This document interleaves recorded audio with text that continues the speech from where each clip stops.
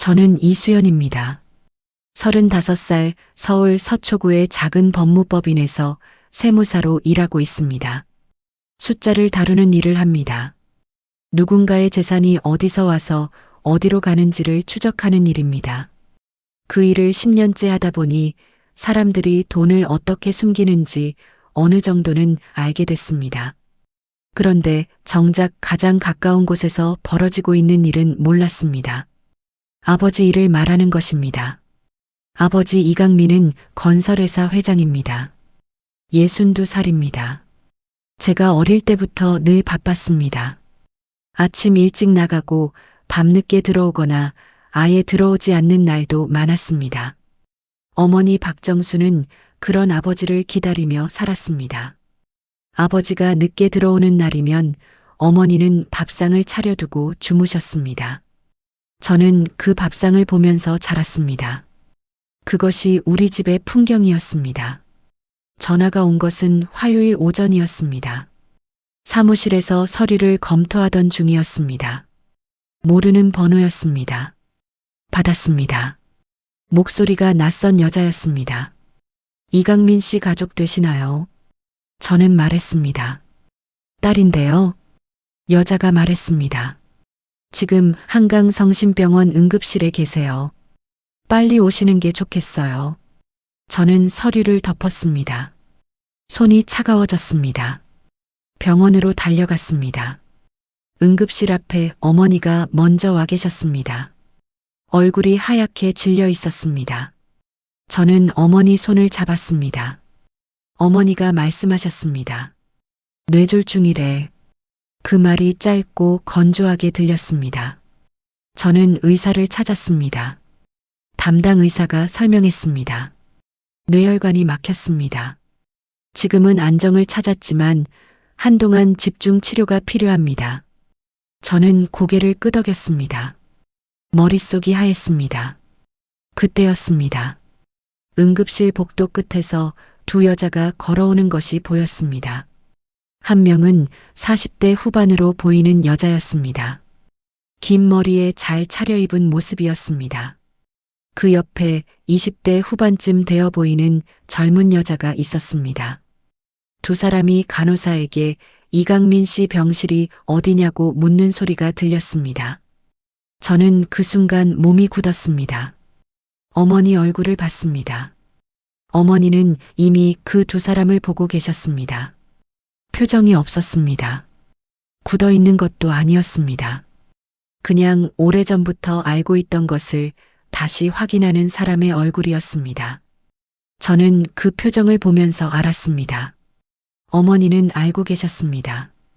저만 몰랐습니다. 40대 여자가 먼저 이쪽을 봤습니다. 눈이 마주쳤습니다. 여자가 잠깐 멈췄습니다. 그러더니 고개를 살짝 숙였습니다. 인사인지 아닌지 모를 동작이었습니다.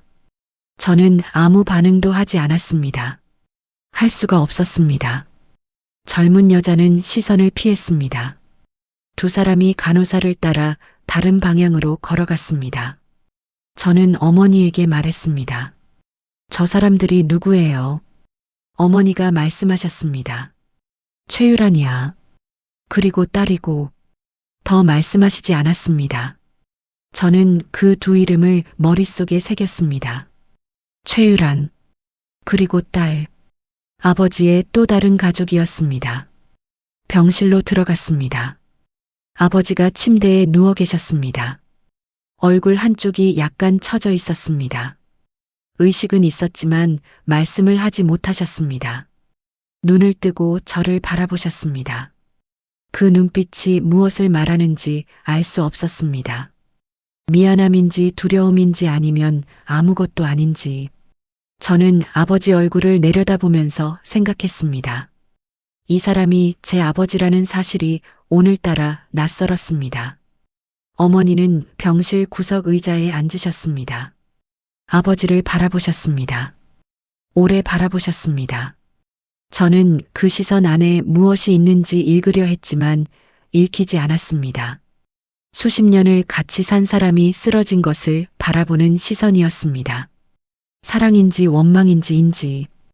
어머니는 아무 말씀도 하지 않으셨습니다. 복도로 나왔습니다. 저는 병원 창문 앞에 서서 바깥을 바라봤습니다. 한강이 보였습니다. 물이 흐르고 있었습니다. 저는 세무사였습니다. 숫자를 다루는 사람이었습니다. 재산이 어디서 와서 어디로 가는지를 추적하는 사람이었습니다. 그리고 지금 제 아버지의 재산이 어디로 가고 있는지를 생각했습니다. 최유란. 그 이름이 머릿속에서 떠나지 않았습니다. 핸드폰을 꺼냈습니다. 아버지 회사 이름을 검색했습니다. 이강민 건설. 자산 규모가 수백억대로 나왔습니다. 저는 그 숫자를 바라봤습니다. 그리고 생각했습니다. 이 돈이 어디로 가게 되어 있는지 제가 알아야 했습니다. 아직 아무것도 모르는 상태였습니다. 하지만 오늘 본 최유란의 눈빛이 말해주고 있었습니다. 이 여자는 오래전부터 준비가 되어 있는 사람이었습니다. 저는 핸드폰을 주머니에 넣었습니다. 병실로 돌아갔습니다. 어머니 옆에 앉았습니다. 아버지를 바라봤습니다. 침대에 누운 62살의 남자. 제 아버지. 그리고 최유란의 남자. 저는 그날 처음으로 이 두 가지가 동시에 사실이라는 것을 제 눈으로 확인했습니다. 그리고 한 가지를 결심했습니다. 제가 먼저 움직여야 했습니다. 저는 그날 밤 집에 돌아오지 않았습니다. 병원 근처 카페에 자리를 잡고 앉았습니다. 노트북을 열었습니다. 세무사로 10년을 일하면서 익힌 것들이 있었습니다. 재산을 숨기는 사람들은 흔적을 남깁니다. 아무리 꼼꼼하게 지우려 해도 숫자는 거짓말을 하지 않습니다. 저는 그 흔적을 찾기 시작했습니다. 먼저 공개된 정보부터 확인했습니다. 등기부등본 열람 사이트에 들어갔습니다. 아버지 이름으로 검색했습니다. 이강민. 부동산이 3건 나왔습니다. 서초구 아파트, 경기도 토지, 그리고 회사 건물 일부였습니다.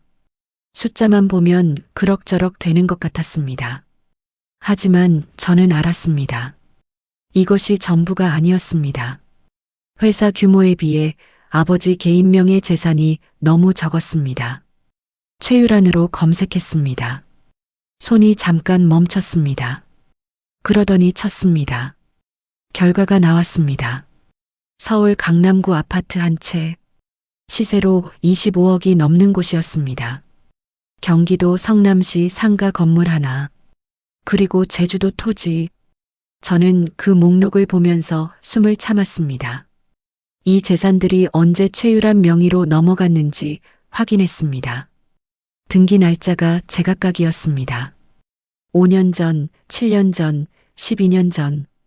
오랜 시간에 걸쳐 조금씩 넘긴 것이었습니다. 저는 카페 창밖을 바라봤습니다. 밤이 깊었습니다. 사람들이 오가고 있었습니다. 저는 그 풍경을 보면서 생각했습니다. 10년에 걸쳐 조금씩. 그것이 우연이 아니었습니다. 세법에서 증여세 계산 시 동일인에게 받은 증여는 10년 단위로 합산합니다. 10년을 넘기면 이전 증여분은 합산에서 빠집니다. 아버지는 그것을 알고 있었습니다. 의도적으로 기간을 나눠서 넘긴 것이었습니다. 세무사인 딸을 두고 이런 짓을 했습니다. 저는 웃음이 나왔습니다. 웃음이 나왔지만 웃기지 않았습니다. 다음 날 아침 일찍 사무실로 출근했습니다. 동료들에게 개인 사정이 생겼다고 했습니다. 며칠 자리를 비울 수 있다고 했습니다. 양해를 구했습니다. 그리고 바로 아버지 회사로 갔습니다. 아버지가 쓰러졌으니 급히 서류를 챙겨야 한다는 명목이었습니다. 아버지 비서가 난감한 표정을 지었습니다. 저는 차갑게 말했습니다. 제가 딸입니다. 회사 서류 확인할 권한 있습니다. 비서가 물러섰습니다. 아버지 사무실로 들어갔습니다. 책상 위를 훑었습니다. 서류들을 넘겼습니다. 회계장부를 요청했습니다. 비서가 가져왔습니다. 저는 숫자들을 빠르게 읽어 내려갔습니다. 이 일이 익숙했습니다. 남의 장부를 들여다보는 것이 일상이었으니까요. 그런데 아버지 장부를 보는 것은 달랐습니다. 손이 조금 떨렸습니다. 저는 떨림을 무시했습니다. 이상한 항목이 눈에 들어왔습니다. KM 파트너스라는 회사에 정기적으로 용역비가 나가고 있었습니다. 금액이 적지 않았습니다. 분기마다 수천만 원씩이었습니다. 저는 KM 파트너스를 검색했습니다. 법인 등기부를 확인했습니다. 대표자 이름이 최아린이었습니다. 어제 병원 복도에서 봤던 젊은 여자, 최유란의 딸이었습니다. 저는 서류를 내려놓았습니다. 숨을 한번 크게 쉬었습니다. KM 파트너스, 최아린 명의의 페이퍼 컴퍼니였습니다. 아버지 회사에서 용역비 명목으로 돈을 빼서 그쪽으로 보내고 있었습니다. 실제 용역 실적이 있는지 확인했습니다. 계약서를 요청했습니다. 비서가 가져온 계약서를 봤습니다. 내용이 모호했습니다. 컨설팅 용역, 구체적인 업무 범위가 없었습니다. 실제로 어떤 일을 했는지 확인할 방법이 없는 계약서였습니다. 전형적인 수법이었습니다. 저는 이런 계약서를 전에도 본 적이 있었습니다. 다른 사람 사건에서였습니다. 점심을 거르고 계속 들여다봤습니다. 아버지가 가입한 보험 내역을 요청했습니다. 비서가 망설였습니다. 저는 다시 한번 딸이라는 것을 상기시켰습니다. 비서가 서류를 가져왔습니다. 생명보험이 3개였습니다. 보험료가 모두 회사 자금에서 나가고 있었습니다. 수익자 이름을 확인했습니다. 3개 모두 최유란이었습니다. 보험금 합계가 30억이 넘었습니다. 저는 사무실 의자에 등을 기댔습니다. 천장을 바라봤습니다. 정리가 됐습니다. 아버지가 해놓은 것들이 보이기 시작했습니다. 10년에 걸친 부동산 증여, 페이퍼 컴퍼니를 통한 회사 자금 유출, 생명보험 수익자 지정, 그리고 아직 확인하지 못한 유언장. 이것들이 하나의 그림이었습니다. 아버지가 오랜 시간 동안 치밀하게 짜놓은 그림이었습니다. 본처와 딸에게는 아무것도 남기지 않겠다는 그림이었습니다. 저는 핸드폰을 꺼냈습니다. 어머니에게 전화를 걸었습니다. 어머니가 받으셨습니다.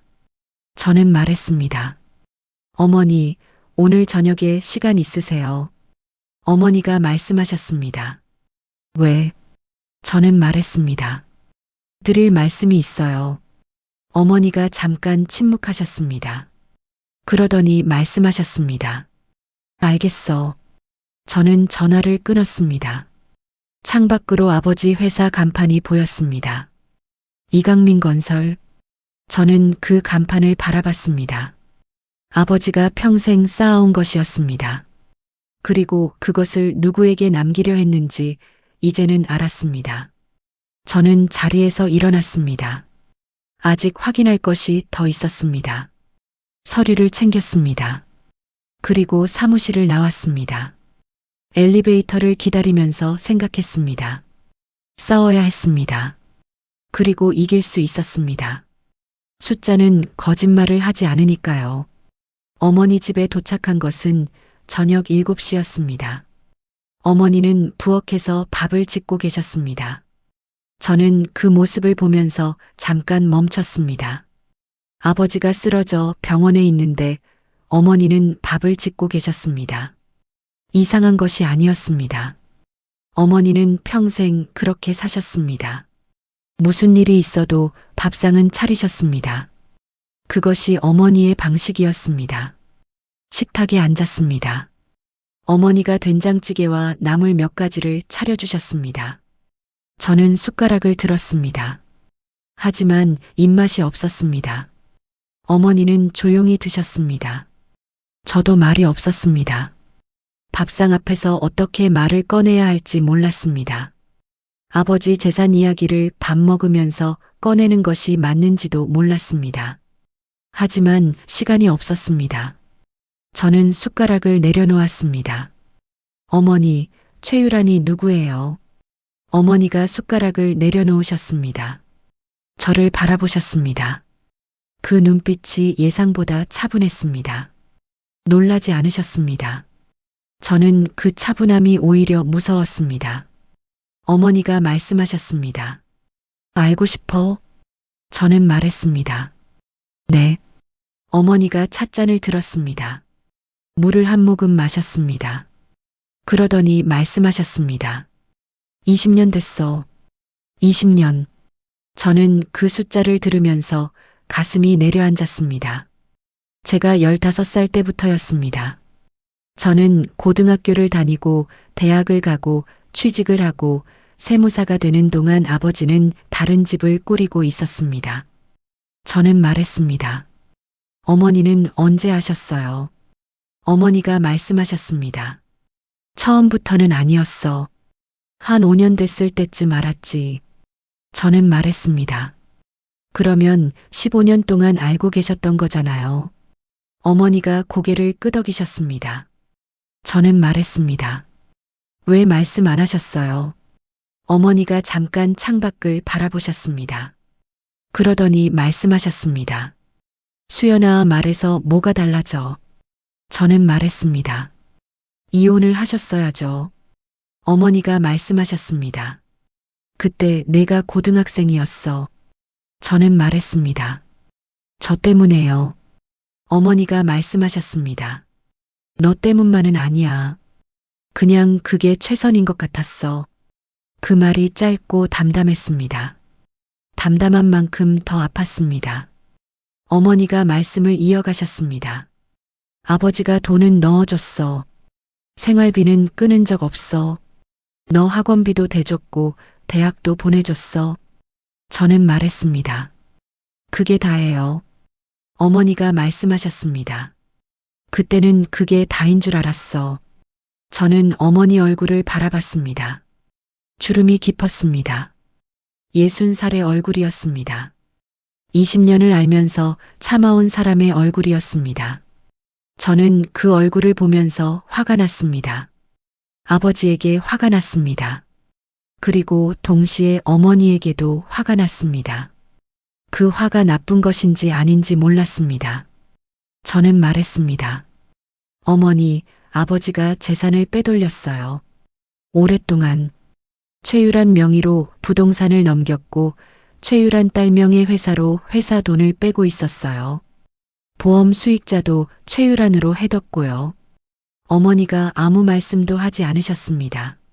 저는 계속 말했습니다. 유언장도 있을 가능성이 높아요.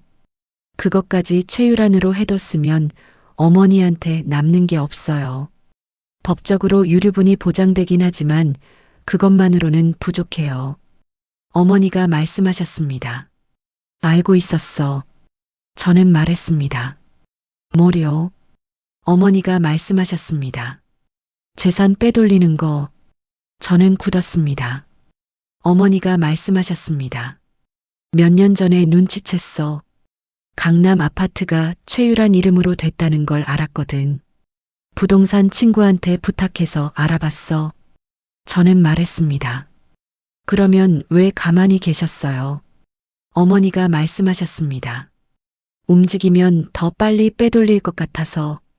저는 그 말을 듣고 한참 동안 아무 말도 하지 못했습니다. 어머니는 알고 계셨습니다. 그리고 전략적으로 침묵을 선택하셨습니다. 참은 것이 아니었습니다. 기다린 것이었습니다. 저는 어머니를 다시 봤습니다. 평생 밥상만 차리고 사신 줄 알았습니다. 하지만 어머니는 보고 계셨습니다. 조용히 보면서 때를 기다리고 계셨습니다. 저는 말했습니다. 어머니, 지금이 그때예요. 아버지가 쓰러졌어요. 의식이 완전하지 않아요. 지금 움직여야 해요. 어머니가 저를 바라보셨습니다. 그 눈빛이 달랐습니다. 오래 눌러두었던 무언가가 표면으로 올라오는 눈빛이었습니다. 어머니가 말씀하셨습니다. 뭘 어떻게 해야 해? 저는 말했습니다. 먼저 변호사를 만나야 해요. 이혼 소송이랑 재산분할 청구를 동시에 준비해야 해요. 어머니가 말씀하셨습니다. 이혼. 그 단어를 되뇌시는 것 같았습니다. 저는 말했습니다. 네, 어머니. 이제는 해야 해요. 어머니가 자리에서 일어나셨습니다. 싱크대 앞으로 가셨습니다. 설거지를 시작하셨습니다. 저는 그 뒷모습을 바라봤습니다. 말씀이 없으셨습니다. 저도 말하지 않았습니다. 물 흐르는 소리만 들렸습니다. 한참 뒤 어머니가 말씀하셨습니다. 수연아. 저는 말했습니다. 네. 어머니가 말씀하셨습니다. 내가 알아서 해줘. 나는 뭘 어떻게 해야 하는지 모르겠어. 저는 말했습니다. 제가 할게요. 어머니가 고개를 끄덕이셨습니다. 집을 나오면서 저는 계단을 내려갔습니다. 찬바람이 불었습니다. 저는 코트깃을 세웠습니다. 어머니가 20년을 알면서 참으셨습니다. 저는 오늘 처음 알았습니다. 그 차이가 지금 저를 더 차갑게 만들었습니다. 감정이 없어지는 느낌이었습니다. 슬프거나 화가 나는 것이 아니었습니다. 그냥 차가워졌습니다. 세무사로 10년을 일하면서 숫자 앞에서 감정을 지우는 법을 배웠습니다. 지금 그 훈련이 필요했습니다. 저는 내일 변호사를 만나야 했습니다. 아버지 금고를 연 것은 사흘 뒤였습니다. 아버지가 중환자실에서 일반 병실로 옮겨진 날이었습니다. 의식이 돌아왔지만 말씀을 하지 못하셨습니다. 오른쪽 몸에 마비가 왔습니다. 의사가 말했습니다. 재활 치료가 필요합니다. 시간이 걸릴 겁니다. 저는 고개를 끄덕였습니다. 그리고 병원을 나와서 아버지 집으로 갔습니다. 아버지는 서초구 아파트에 혼자 사셨습니다. 어머니와는 오래전부터 따로 사셨습니다. 별거 상태였지만 이혼은 하지 않으셨습니다. 저는 그 집에 가끔 들렀지만 자주 가지는 않았습니다. 아버지와 둘이 있는 시간이 어색했습니다. 어릴 때부터 그랬습니다. 아버지는 말이 없었고 저도 말이 없었습니다. 부녀 사이가 아니라 먼 친척 같은 사이였습니다. 현관문을 열었습니다. 아버지 비서에게 미리 열쇠를 받아두었습니다. 집안이 조용했습니다. 정돈되어 있었습니다. 아버지는 깔끔한 분이었습니다. 거실을 지나 서재로 들어갔습니다. 책상 옆에 금고가 있었습니다. 네 자리 비밀번호였습니다. 저는 아버지 생년월일을 눌렀습니다. 열리지 않았습니다. 어머니 생년월일을 눌렀습니다. 열리지 않았습니다. 잠깐 생각했습니다. 그러더니 제 생년월일을 눌렀습니다. 딸깍 소리가 났습니다. 열렸습니다. 저는 그 사실이 잠깐 마음에 걸렸습니다. 아버지가 금고 비밀번호를 제 생일로 해두셨습니다. 하지만 감정적으로 받아들이지 않으려 했습니다. 지금은 그럴 때가 아니었습니다. 금고 안을 들여다봤습니다. 통장 몇 개, 인감도장, 그리고 서류 봉투가 2개 있었습니다. 저는 서류 봉투를 꺼냈습니다. 첫 번째 봉투를 열었습니다. 공정증서 유언이었습니다. 공증 사무소 직인이 찍혀 있었습니다. 저는 첫 줄부터 천천히 읽었습니다. 본인 이강민은 다음과 같이 유언합니다. 저는 계속 읽었습니다. 부동산 전부를 최유란에게, 금융자산 전부를 최유란에게, 회사 지분 전부를 최유란에게. 그 아래에 날짜와 공증인 서명이 있었습니다. 3년 전에 작성된 것이었습니다. 저는 유언장을 내려놓았습니다. 서재 의자에 앉았습니다. 천장을 바라봤습니다. 예상했던 것이었습니다. 알고 있었습니다. 하지만 막상 눈으로 확인하니 달랐습니다. 아버지가 직접 서명한 서류였습니다. 본처와 딸에게는 아무것도 남기지 않겠다는 아버지의 의지가 거기 적혀 있었습니다. 저는 그것을 오래 바라봤습니다. 화가 나야 하는데 화가 나지 않았습니다. 그냥 차가워졌습니다. 숫자를 대하는 것처럼 차가워졌습니다. 두 번째 봉투를 열었습니다. 생명보험 증서였습니다. 3개였습니다. 총 보험금이 32억이었습니다. 수익자 전부 최유란. 보험료 납부 내역을 확인했습니다. 회사 법인 카드로 납부하고 있었습니다. 회사 자금으로 개인 보험료를 낸 것이었습니다. 저는 그 부분을 메모했습니다. 나중에 쓸 수 있는 부분이었습니다. 회사 자금을 사적으로 유용한 것은 배임 혐의로 이어질 수 있었습니다. 핸드폰을 꺼내서 유 원장과 보험 증서를 사진으로 찍었습니다. 원본은 그대로 봉투에 넣어 금고에 다시 넣었습니다. 증거를 없애는 것이 아니었습니다. 나중에 이것들이 필요할 때 원본이 있어야 했습니다. 저는 금고를 닫았습니다. 자리에서 일어났습니다. 서재를 나오다가 책장 앞에서 멈췄습니다. 책들이 빼곡했습니다. 건설 관련 서적들이었습니다. 그 사이에 사진 액자가 하나 있었습니다. 저와 아버지가 찍은 사진이었습니다. 제가 초등학생 때였습니다. 아버지 어깨 위에 올라타서 웃고 있는 사진이었습니다. 저는 그 사진을 바라봤습니다. 아버지가 웃고 있었습니다. 그 얼굴이 낯설었습니다. 제 기억 속의 아버지는 늘 무표정했습니다. 하지만 그 사진 속 아버지는 웃고 있었습니다. 저는 시선을 돌렸습니다. 지금은 그 사진을 오래 볼 때가 아니었습니다. 집을 나왔습니다. 엘리베이터를 탔습니다. 내려가면서 생각했습니다. 공정증서 유언은 법적 효력이 강했습니다. 공증인 앞에서 작성한 것이기 때문에 형식적 하자를 주장하기 어려웠습니다. 하지만 유언장이 있다고 해서 끝이 아니었습니다.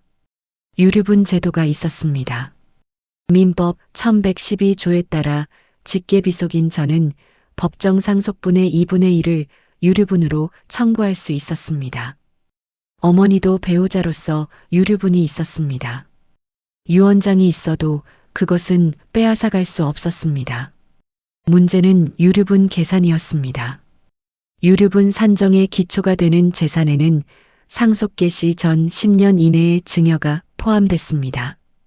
하지만 10년을 넘긴 증여분은 제외됐습니다. 아버지가 12년 전에 넘긴 제주도 토지는 유류분 산정에서 빠질 가능성이 있었습니다. 아버지는 그것을 알고 계산한 것이었습니다. 치밀했습니다. 하지만 허점이 없는 것은 아니었습니다. 사회행위 취소 소송이 있었습니다. 상속인을 해할 목적으로 재산을 빼돌린 경우 법원에 취소를 청구할 수 있었습니다. 그리고 페이퍼 컴퍼니를 통한 횡령은 형사 고발로 이어질 수 있었습니다. 저는 주차장에서 차에 올라탔습니다. 핸들을 잡았습니다. 내일 변호사를 만나야 했습니다. 유류분 소송과 사회행위 취소 소송, 혼인중, 재산분할 청구, 그리고 형사고발. 동시에 여러 방향으로 움직여야 했습니다. 혼자 할 수 없었습니다. 전문가가 필요했습니다. 차를 출발시켰습니다. 병원 방향이 아니라 반대 방향으로 갔습니다. 아버지 병실에는 내일 가도 됐습니다. 오늘은 다른 할 일이 있었습니다. 저는 운전하면서 생각했습니다. 아버지가 금고 비밀번호를 제 생일로 해두셨습니다. 그 덕분에 제가 유언장을 발견했습니다. 아이러니했습니다. 딸을 지우려고 만든 서류를 딸이 찾아낸 것이었습니다. 저는 그 생각을 머릿속에서 지웠습니다. 감정이 들어오면 판단이 흐려졌습니다. 지금은 차가워야 했습니다. 변호사 사무실은 서초동 법원 근처에 있었습니다. 김태준 변호사를 알게 된 것은 직업적인 인연이었습니다. 세무사로 일하면서 상속 분쟁 사건을 여러 번 맡았습니다. 그때마다 법률 자문이 필요했고 김태준 변호사와 몇 번 협업을 했습니다. 유류분 소송 전문이었습니다. 업계에서 평판이 좋았습니다. 이기는 변호사라는 말을 들었습니다. 저는 그 평판을 믿었습니다. 개인적으로 부탁하는 것은 처음이었습니다. 사무실에 들어서자 김태준 변호사가 일어나서 맞았습니다. 40 초반의 남자였습니다. 눈빛이 차분했습니다. 자리에 앉자마자 저는 서류를 꺼냈습니다. 유언장 사진, 보험증서 사진, 부동산 등기부등본, 회사 장부에서 찍어온 KM 파트너스 용역비 내역. 김태준 변호사가 그것들을 하나씩 훑어봤습니다. 표정이 변하지 않았습니다. 저는 그 표정이 좋았습니다. 놀라거나 동정하는 표정이 아니었습니다. 이를 대하는 사람의 표정이었습니다. 김태준 변호사가 말했습니다. 상황 정리해 드릴게요.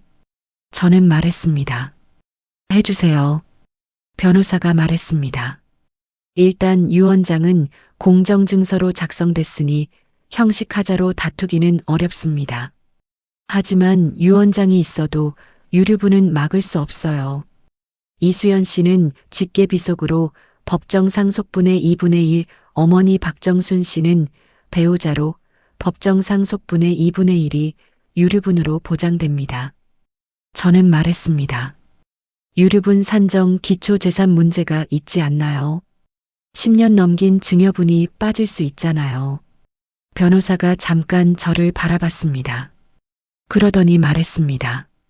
세무사 맞으시죠? 저는 말했습니다. 네. 변호사가 말했습니다. 맞아요. 거기서부터가 싸움입니다. 변호사가 설명을 이어갔습니다. 10년을 넘긴 증여는 원칙적으로 유류분 산정에서 제외됩니다. 하지만 예외가 있습니다. 상속인에 대한 증여는 기간 제한 없이 유류분 산정에 포함됩니다. 최유란이 법적으로 상속인이 아니기 때문에 이 예외는 적용이 안 됩니다. 하지만 사회행위 취소 소송으로 다른 방향을 열 수 있습니다. 상속인들을 해할 목적으로 증여한 것이 인정되면 10년을 넘긴 것도 취소 청구가 가능합니다. 다만 입증이 쉽지 않습니다. 저는 말했습니다. 어떻게 입증해요? 변호사가 말했습니다. 증여 당시 아버지의 재산 상태와 의도를 증명해야 합니다. 그리고 최유란이 그 의도를 알았다는 것도요. 저는 말했습니다. 페이퍼 컴퍼니는요? 변호사가 KM 파트너스 내역을 다시 봤습니다. 그러더니 말했습니다. 이건 형사고발 가능합니다. 실질적인 용역 실적 없이 회사 자금을 유출했다면 업무상 배임이에요. 최아린이 대표로 있는 회사니까 공범 가능성도 있습니다. 형사 고발을 해두면 수사 과정에서 자금 흐름이 더 드러날 수 있어요. 민사소송에도 유리하게 작용합니다. 저는 말했습니다. 보험은요? 변호사가 말했습니다. 생명보험금은 수익자 고유 재산이라 상속 재산에 포함이 안 됩니다. 직접 가져오기는 어렵습니다. 하지만 보험료를 회사 자금으로 냈다면 그 부분을 배임으로 잡을 수 있고 유류분 산정 시 보험료 상당액을 포함시키는 주장도 해볼 수 있습니다. 판례가 엇갈리긴 하지만 시도해 볼 만합니다. 저는 말했습니다. 어머니 재산분할은요? 변호사가 말했습니다. 혼인 중 재산분할 청구는 이혼 소송과 함께 가야 합니다. 어머니가 이혼에 동의하시나요? 저는 말했습니다. 어머니가 저한테 맡기겠다고 하셨어요. 변호사가 말했습니다. 어머니가 직접 의사표시를 하셔야 합니다. 혼인 중 형성된 재산은 공동재산으로 봐서 분할 대상이 됩니다. 아버지가 빼돌린 재산도 혼인 중에 형성된 것이라면 분할 대상에 포함시키는 주장이 가능합니다. 재산 은닉이 인정되면 법원이 은닉 재산을 감안해서 분할 비율을 조정할 수 있어요. 변호사가 서류들을 정리하면서 말했습니다. 정리하면 이렇습니다. 첫째, 유류분 반환 청구 소송. 둘째, 사회행위 취소 소송. 셋째, 어머니 이혼 및 재산 분할 청구. 넷째 배임 횡령 형사 고발. 이 네 가지를 동시에 진행합니다. 각각이 서로 다른 무기예요. 형사 고발이 압박이 되면 민사에서 유리해지고 사회행위가 인정되면 유류분 산정 기초가 넓어집니다. 유기적으로 연결됩니다. 저는 말했습니다. 이길 수 있나요? 변호사가 잠깐 저를 바라봤습니다. 그러더니 말했습니다. 완전한 승리는 없습니다. 하지만 싸울 수 있는 근거는 충분합니다. 저는 그 말이 마음에 들었습니다. 완전한 승리는 없다는 말이 솔직했습니다. 저는 말했습니다. 진행해 주세요. 변호사가 고개를 끄덕였습니다. 그러더니 말했습니다. 한 가지 더. 최유란 측도 변호사를 선임했을 겁니다. 아마 이미 움직이고 있을 거예요. 선수를 치는 게 중요합니다. 빠를수록 유리합니다. 저는 말했습니다. 알겠습니다. 오늘부터 시작하죠. 사무실을 나왔습니다. 서초동 거리가 분주했습니다. 법원 근처라 양복 입은 사람들이 많았습니다. 저는 그 거리를 걸으면서 생각했습니다. 이제 시작이었습니다. 유 원장을 본 순간 무너질 것 같았습니다. 하지만 무너지지 않았습니다. 아버지가 치밀하게 짜놓은 것들이 있었습니다. 하지만 허점도 있었습니다. 그리고 저는 숫자를 아는 사람이었습니다. 숫자 뒤에 무엇이 있는지 찾아내는 사람이었습니다. 아버지는 딸이 세무사라는 것을 간과했습니다. 그것이 아버지의 실수였습니다. 핸드폰이 울렸습니다. 모르는 번호였습니다. 받았습니다. 목소리가 낯선 여자였습니다. 차분하고 낮은 목소리였습니다. 이수연 씨 맞으시죠? 저는 말했습니다. 누구세요? 여자가 말했습니다. 최유란입니다. 만나서 이야기 나눌 수 있을까요? 저는 걸음을 멈췄습니다. 심장이 한번 크게 뛰었습니다. 저는 차갑게 말했습니다. 변호사 통해서 연락하세요. 그리고 전화를 끊었습니다. 손이 떨렸습니다. 떨림을 무시했습니다. 다시 걷기 시작했습니다. 최유란에게서 전화가 온 다음 날 오전이었습니다. 김태준 변호사에게 연락이 왔습니다. 최유란 측 변호사가 연락을 해왔다고 했습니다. 합의를 제안했다고 했습니다. 저는 말했습니다. 어떤 내용이에요? 변호사가 말했습니다. 직접 들어보시는 게 나을 것 같습니다. 오늘 오후에 시간 되세요. 저는 말했습니다. 만들겠습니다. 오후 2시에 김태준 변호사 사무실에서 만남이 이루어졌습니다. 최유란 측 변호사가 먼저 와 있었습니다. 50대 초반의 남자였습니다. 이름은 박성우였습니다. 저는 그 이름을 알고 있었습니다. 상속 전문으로 업계에서 이름이 있는 변호사였습니다. 최유란이 아무나 선임한 것이 아니었습니다. 저는 자리에 앉으면서 그것을 확인했습니다. 상대가 만만하지 않았습니다. 박성우 변호사가 먼저 말했습니다. 오늘 자리를 마련해 주셔서 감사합니다. 저는 말했습니다. 용건만 말씀해 주세요. 박성우 변호사가 서류를 꺼냈습니다. 합의안이었습니다. 저는 받아서 읽었습니다. 내용이 눈에 들어왔습니다. 박정순 씨에게 현금 5억 원을 지급한다. 이수연 씨에게 현금 3억 원을 지급한다. 대신 유류분 청구 및 모든 민형사상 소송을 포기한다. 저는 서류를 내려놓았습니다. 그러더니 김태준 변호사를 봤습니다. 김태준 변호사 표정이 평온했습니다. 저는 말했습니다. 이게 합의안이에요. 박성우 변호사가 말했습니다. 네, 최유란 씨가 성의를 보이신 겁니다. 저는 말했습니다. 성의요. 아버지 재산이 얼마인지 알고 계시죠? 박성우 변호사가 말했습니다. 유 원장이 있습니다. 법적으로 최유란 씨가 수령할 권리가 있어요. 저는 말했습니다. 유류분은요? 박성우 변호사가 말했습니다. 유류분 소송은 시간이 오래 걸립니다. 감정적으로도 힘드시고요. 이번 합의안이 현실적인 선택입니다. 저는 말했습니다. 현실적이라고 하셨나요? 저는 서류를 다시 들었습니다. 5억과 3억? 합계 8억이었습니다. 아버지 재산 규모를 생각하면 터무니없는 금액이었습니다.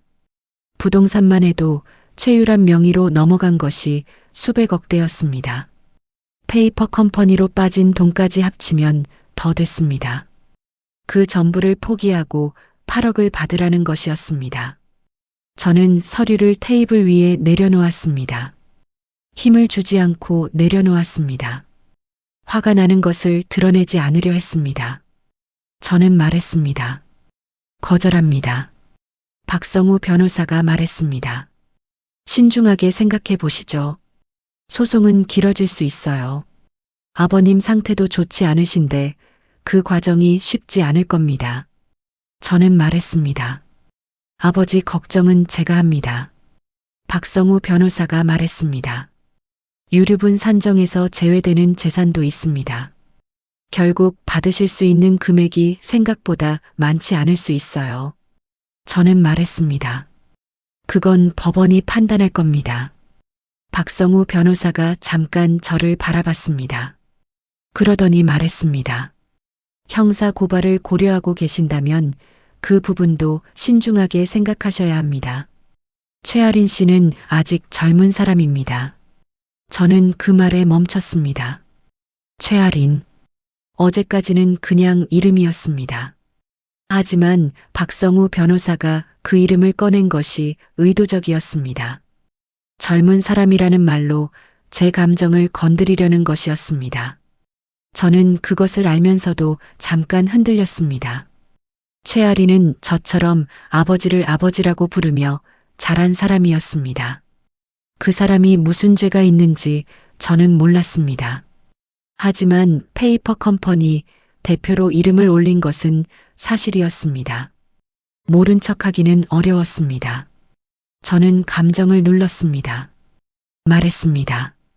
최아린 씨 문제는 수사에서 가려질 겁니다. 저는 그것을 결정할 위치가 아닙니다. 박성우 변호사가 자리에서 일어났습니다. 서류를 챙기면서 말했습니다. 합의 기회는 열려 있습니다. 생각이 바뀌시면 연락 주세요. 저는 말했습니다. 연락 드릴 일 없을 겁니다. 박성우 변호사가 나갔습니다. 문이 닫혔습니다. 저는 자리에 앉은 채로 잠시 말이 없었습니다. 김태준 변호사가 말했습니다. 잘하셨어요. 저는 말했습니다. 저쪽이 왜 합의를 제안했을까요? 김태준 변호사가 말했습니다. 뭔가 불안한 부분이 있는 겁니다. 합의를 먼저 제안했다는 것 자체가 약점이 있다는 신호예요. 저는 말했습니다. 어떤 약점일까요? 김태준 변호사가 말했습니다. 아직 모르지만 찾아야죠. 사회행위 취소 소송 준비하면서 자금 흐름을 더 들여다보면 나올 겁니다. 저는 고개를 끄덕였습니다. 사무실을 나왔습니다. 최유란이 합의를 제안했습니다. 8억이었습니다. 그 숫자가 오히려 저를 더 차갑게 만들었습니다. 8억이면 어머니와 제가 입을 닫기에 충분하다고 생각한 것이었습니다. 저는 그 계산이 틀렸다는 것을 보여줘야 했습니다. 저는 핸드폰을 꺼냈습니다. 어머니에게 전화를 걸었습니다. 어머니가 받으셨습니다. 저는 말했습니다. 어머니, 이혼 소송 준비할게요. 변호사 만나셔야 해요. 어머니가 잠깐 침묵하셨습니다. 그러더니 말씀하셨습니다. 알겠어. 저는 말했습니다. 내일 같이 가요. 어머니가 말씀하셨습니다. 그래. 전화를 끊었습니다. 거리를 걸었습니다. 최유란이 선전포고를 한 것이었습니다. 8억짜리 선전포고였습니다. 저는 그것을 거절했습니다. 이제 진짜 싸움이 시작됐습니다. 저는 걸으면서 생각했습니다. 아버지가 20년 동안 두 집을 꾸렸습니다. 최유라는 그 20년 동안 준비를 해온 사람이었습니다. 하지만 저는 숫자를 아는 사람이었습니다. 그리고 이제 법을 아는 사람도 옆에 있었습니다. 질 이유가 없었습니다. 증거를 모으는 일은 생각보다 지루했습니다. 화려한 것이 아니었습니다. 서류를 들여다보고 숫자를 확인하고 날짜를 대조하는 일이었습니다. 저는 그 일이 익숙했습니다. 세무사로 10년을 일하면서 수백 개의 장부를 들여다봤습니다. 누군가의 재산이 어디서 와서 어디로 가는지를 추적하는 일이었습니다.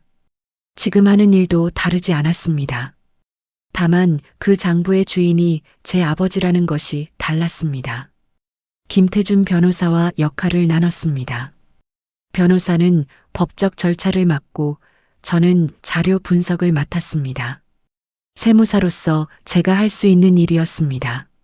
저는 휴가를 냈습니다. 사무실에 개인 사정이 생겼다고 했습니다. 동료들이 걱정했습니다. 저는 괜찮다고 했습니다. 괜찮지 않았지만 그렇게 말했습니다. 아버지 회사 장부를 다시 들여다봤습니다. 이번엔 더 깊이 들어갔습니다. KM 파트너스와의 거래 내역을 연도별로 정리했습니다. 처음 거래가 시작된 것이 7년 전이었습니다. 첫 해에는 분기당 2천만 원이었습니다. 그것이 해마다 조금씩 늘었습니다. 작년에는 분기당 5천만 원이었습니다. 7년 동안 빠져나간 돈을 합산했습니다. 총 23억이 넘었습니다. 저는 그 숫자를 보면서 손가락이 멈췄습니다. 23억. 용역비 명목으로 페이퍼 컴퍼니에 흘러들어간 돈이었습니다. 계약서를 다시 봤습니다. 컨설팅 용역이라고만 적혀 있었습니다. 구체적인 업무 내용이 없었습니다. 납품 결과물도 없었습니다. KM 파트너스가 실제로 어떤 일을 했는지 증명할 서류가 하나도 없었습니다. 저는 그것을 정리해서 김태준 변호사에게 보냈습니다. 변호사가 답장을 보내왔습니다. 배임 혐의 고발장 준비하겠습니다. 최아린 공범 포함해서요. 저는 그 문장을 읽으면서 잠깐 멈췄습니다. 최아린. 또 그 이름이었습니다. 부동산 이전 내역을 정리했습니다. 최유란 명의로 넘어간 부동산을 연도별로 나열했습니다. 12년 전 제주도 토지, 7년 전 성남 상가, 5년 전 강남 아파트, 날짜가 의도적으로 분산되어 있었습니다. 증여세를 최소화하기 위한 계산이었습니다. 저는 각 부동산의 당시 시세를 조사했습니다.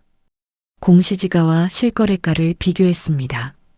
강남 아파트는 5년 전 시세가 15억이었는데 지금은 25억이 넘었습니다. 성남 상가도 마찬가지였습니다. 아버지가 시세가 오를 것을 알고 일찍 넘긴 것이었습니다. 치밀했습니다. 하지만 그 치밀함이 오히려 의도를 증명하는 것이기도 했습니다. 사회행위 입증을 위해 당시 아버지 재산 상태를 확인했습니다. 증여 시점에 아버지에게 채무가 있었는지가 중요했습니다. 채무가 있는 상태에서 재산을 빼돌렸다면 사회행위가 인정될 가능성이 높았습니다. 아버지 회사 재무제표를 들여다봤습니다. 5년 전 강남 아파트를 넘길 당시 회사에 은행 대출이 있었습니다. 규모가 컸습니다. 그 상태에서 고가 부동산을 최유란에게 증여한 것이었습니다. 저는 그 부분을 표시해뒀습니다. 쓸 수 있는 부분이었습니다. 사흘째 되는 날 밤이었습니다. 노트북 화면을 들여다보다가 눈이 아팠습니다. 저는 잠깐 눈을 감았습니다. 어릴 때가 생각났습니다. 아버지가 늦게 들어오시던 날들, 어머니가 혼자 밥상을 치우시던 모습, 저는 그것이 아버지가 바쁜 것 때문인 줄 알았습니다. 하지만 그 늦은 귀가의 절반은 다른 집에 있었던 것이었습니다. 저는 눈을 떴습니다. 감정이 올라오려 했습니다. 눌렀습니다. 지금은 아닌 때였습니다. 닷새째 되는 날 김태준 변호사에게서 연락이 왔습니다. 중요한 것을 찾았다고 했습니다. 만나자고 했습니다. 저는 바로 사무실로 갔습니다. 변호사가 서류를 내밀었습니다. 저는 받아서 읽었습니다. 최유란 명의 계좌 내역이었습니다. 어떻게 구했냐고 묻자 변호사가 말했습니다. 관련 소송 준비 과정에서 합법적으로 확인한 겁니다. 내역을 보니 아버지 개인 계좌에서 최유란 계좌로 정기적으로 돈이 들어간 것이 확인됐습니다. 매달 2천만 원씩이었습니다. 15년치 내역이었습니다. 합산하면 36억이었습니다. 저는 그 숫자를 보면서 입술이 굳었습니다. 매달 2천만 원. 생활비였습니다. 아버지가 다른 집 생활비로 매달 2천만 원을 보냈습니다. 그 돈이 어디서 나온 것인지 확인했습니다. 회사 비용 처리가 된 것들이 섞여 있었습니다. 저는 말했습니다. 이거면 충분하지 않나요? 김태준 변호사가 말했습니다. 많이 쌓였습니다. 유류분 소송, 사회행위 취소 소송, 형사고발 동시에 진행합니다. 이번 주 안에 고발장 접수하고 다음 주에 소장 제출합니다. 저는 말했습니다. 최유란 측에는 언제 알려지나요? 변호사가 말했습니다. 소장 송달되면 바로 알겠죠. 그때부터 저쪽이 흔들리기 시작할 겁니다. 저는 고개를 끄덕였습니다. 사무실을 나오면서 저는 핸드폰을 꺼냈습니다. 어머니에게 문자를 보냈습니다. 어머니, 다음 주에 소장 접수합니다. 준비됐어요. 잠시 뒤 어머니에게서 답장이 왔습니다. 알겠어. 고생한다. 저는 그 문자를 보면서 잠깐 걸음을 멈췄습니다. 고생한다는 어머니 말이 짧았지만 무거웠습니다. 20년을 혼자 알고 참아오신 분이었습니다.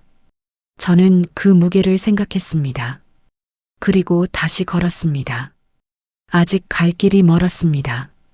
최아린에게서 연락이 온 것은 형사 고발장을 접수하기 하루 전이었습니다. 문자였습니다. 짧았습니다. 이수연 씨, 저 최아린입니다. 잠깐 만날 수 있을까요? 저는 그 문자를 받고 한참 동안 핸드폰을 내려놓지 못했습니다. 최아린. 병원 복도에서 시선을 피했던 젊은 여자였습니다. KM 파트너스 대표로 이름이 올라 있는 사람이었습니다. 내일이면 공범으로 고발장에 이름이 올라갈 사람이었습니다.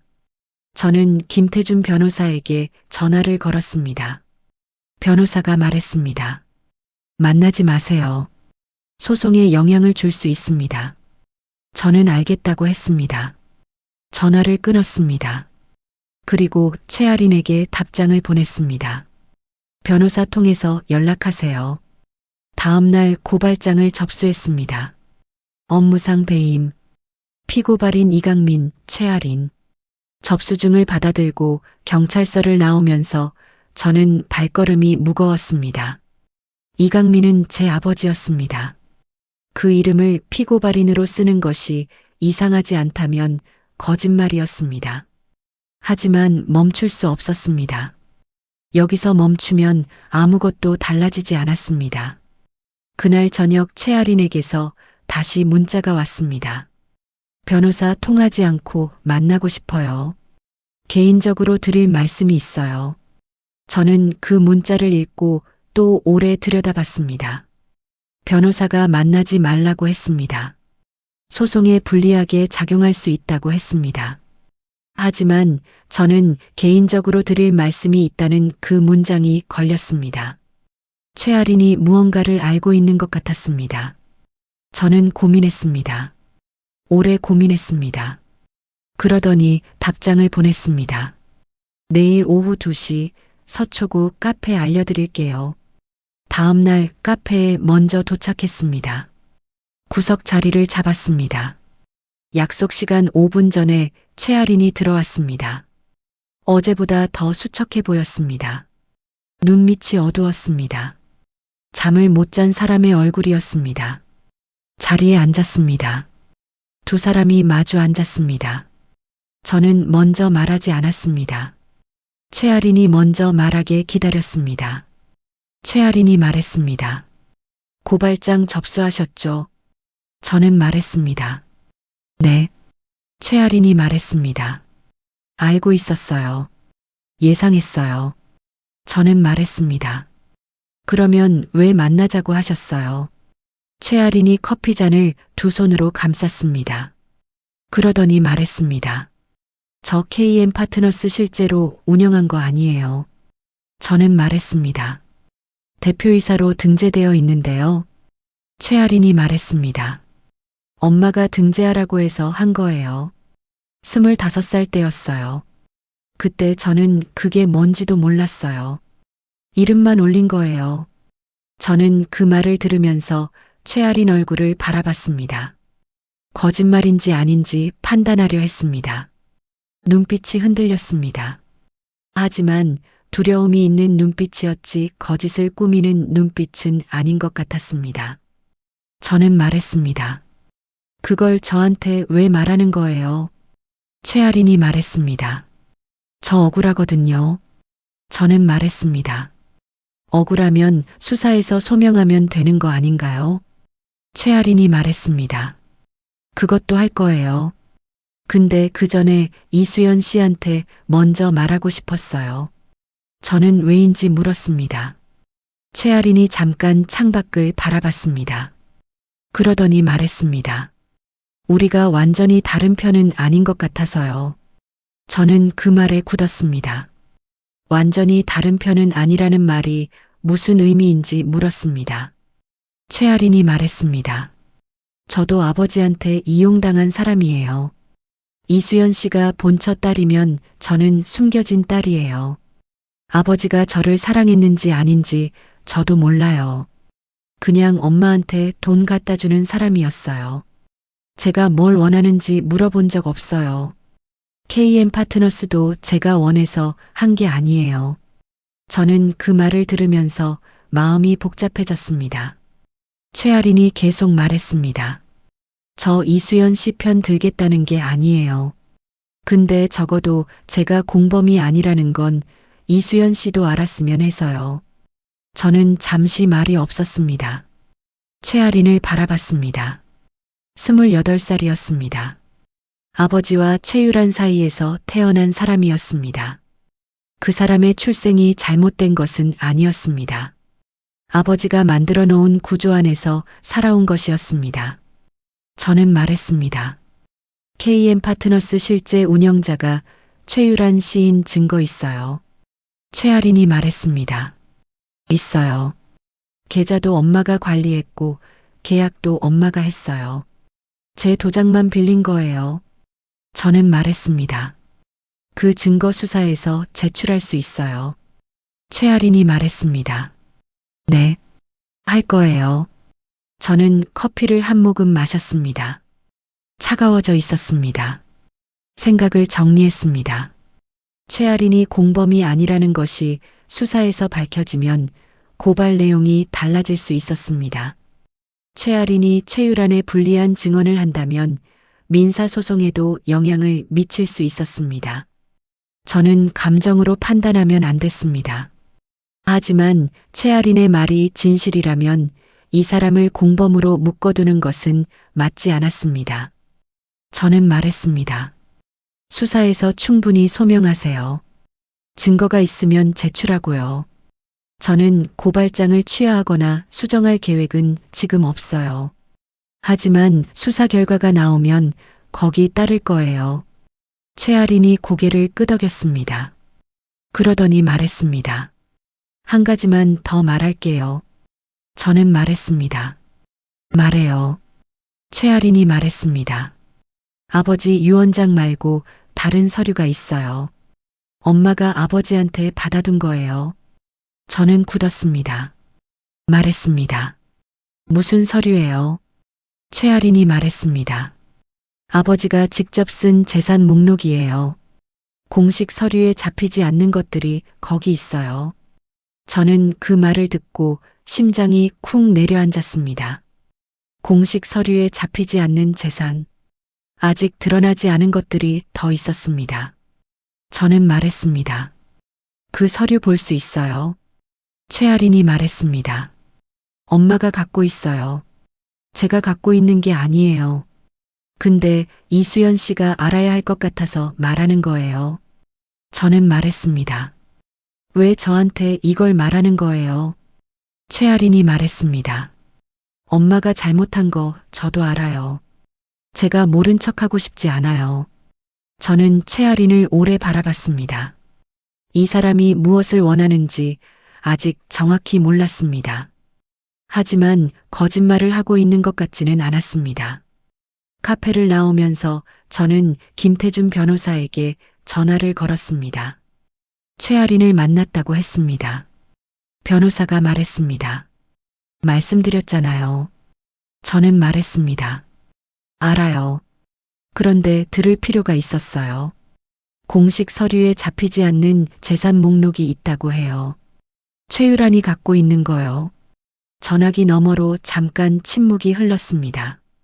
변호사가 말했습니다. 그게 사실이면 큰 겁니다. 어떻게 확보할지 생각해 봐야 해요.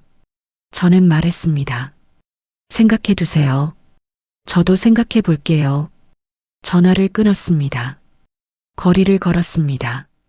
최아린이 이쪽에 정보를 흘렸습니다. 왜인지는 아직 몰랐습니다.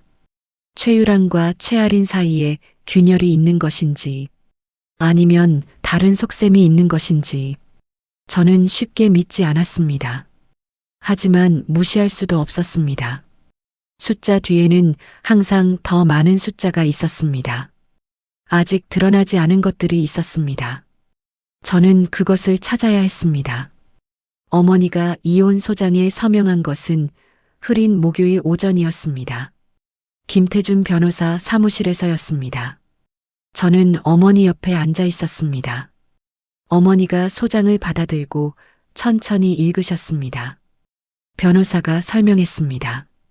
이혼 청구와 함께 혼인 중 재산분할 청구를 동시에 진행합니다. 재산 은닉이 인정되면 법원이 은닉 재산을 감안해서 분할 비율을 높여줄 수 있습니다. 어머니가 고개를 끄덕이셨습니다.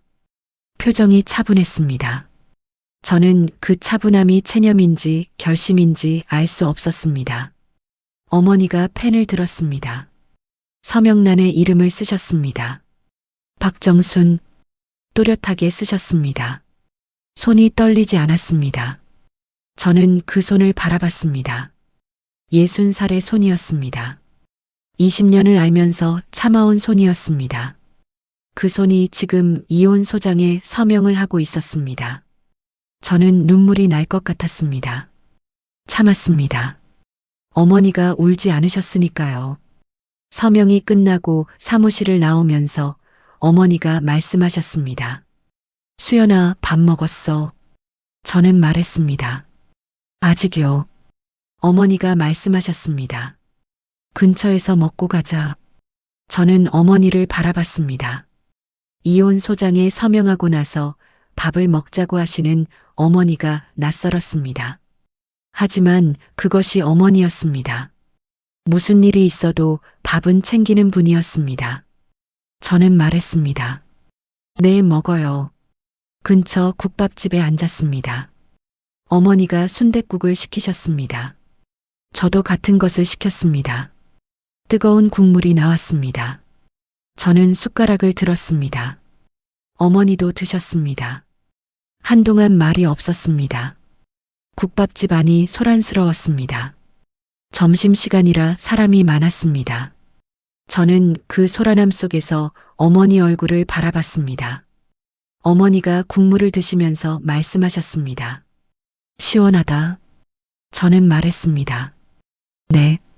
그것이 전부였습니다. 하지만 충분했습니다. 밥을 먹고 나오면서 어머니가 말씀하셨습니다. 수연아, 나 사실 오래전부터 생각했어. 저는 말했습니다. 뭐요? 어머니가 말씀하셨습니다. 이 사람이랑 언젠간 끝내야겠다는 거. 저는 말했습니다. 왜 더 일찍 안 하셨어요? 어머니가 잠깐 멈추셨습니다. 그러더니 말씀하셨습니다. 무서웠어. 저는 말했습니다. 뭐가요? 어머니가 말씀하셨습니다. 혼자 사는 거. 이 나이에. 저는 그 말을 들으면서 가슴이 뜨거워졌습니다. 어머니가 무서워하신 것은 이혼이 아니었습니다. 혼자 남겨지는 것이었습니다. 저는 말했습니다. 어머니, 저 있잖아요. 어머니가 저를 바라보셨습니다. 그러더니 말씀하셨습니다. 그래, 내가 있지. 그날 오후 김태준 변호사에게서 연락이 왔습니다. 소장이 접수됐다고 했습니다. 그리고 한 가지를 더 말했습니다. 최유란 측에서 아버지 병원으로 자주 드나들고 있다는 정보가 들어왔다고 했습니다. 저는 말했습니다. 무슨 의미예요? 변호사가 말했습니다. 아버지가 의식을 회복하고 있습니다. 최유란이 아버지를 통해서 뭔가를 하려는 것 같아요. 유언장을 수정하거나 새로운 서류에 서명을 받으려는 것일 수 있어요. 저는 말했습니다. 막을 수 있어요. 변호사가 말했습니다. 아버지가 의식이 있으면 법적으로 막기 어렵습니다. 하지만 서명 당시 판단 능력이 있었는지 나중에 다툴 수는 있어요.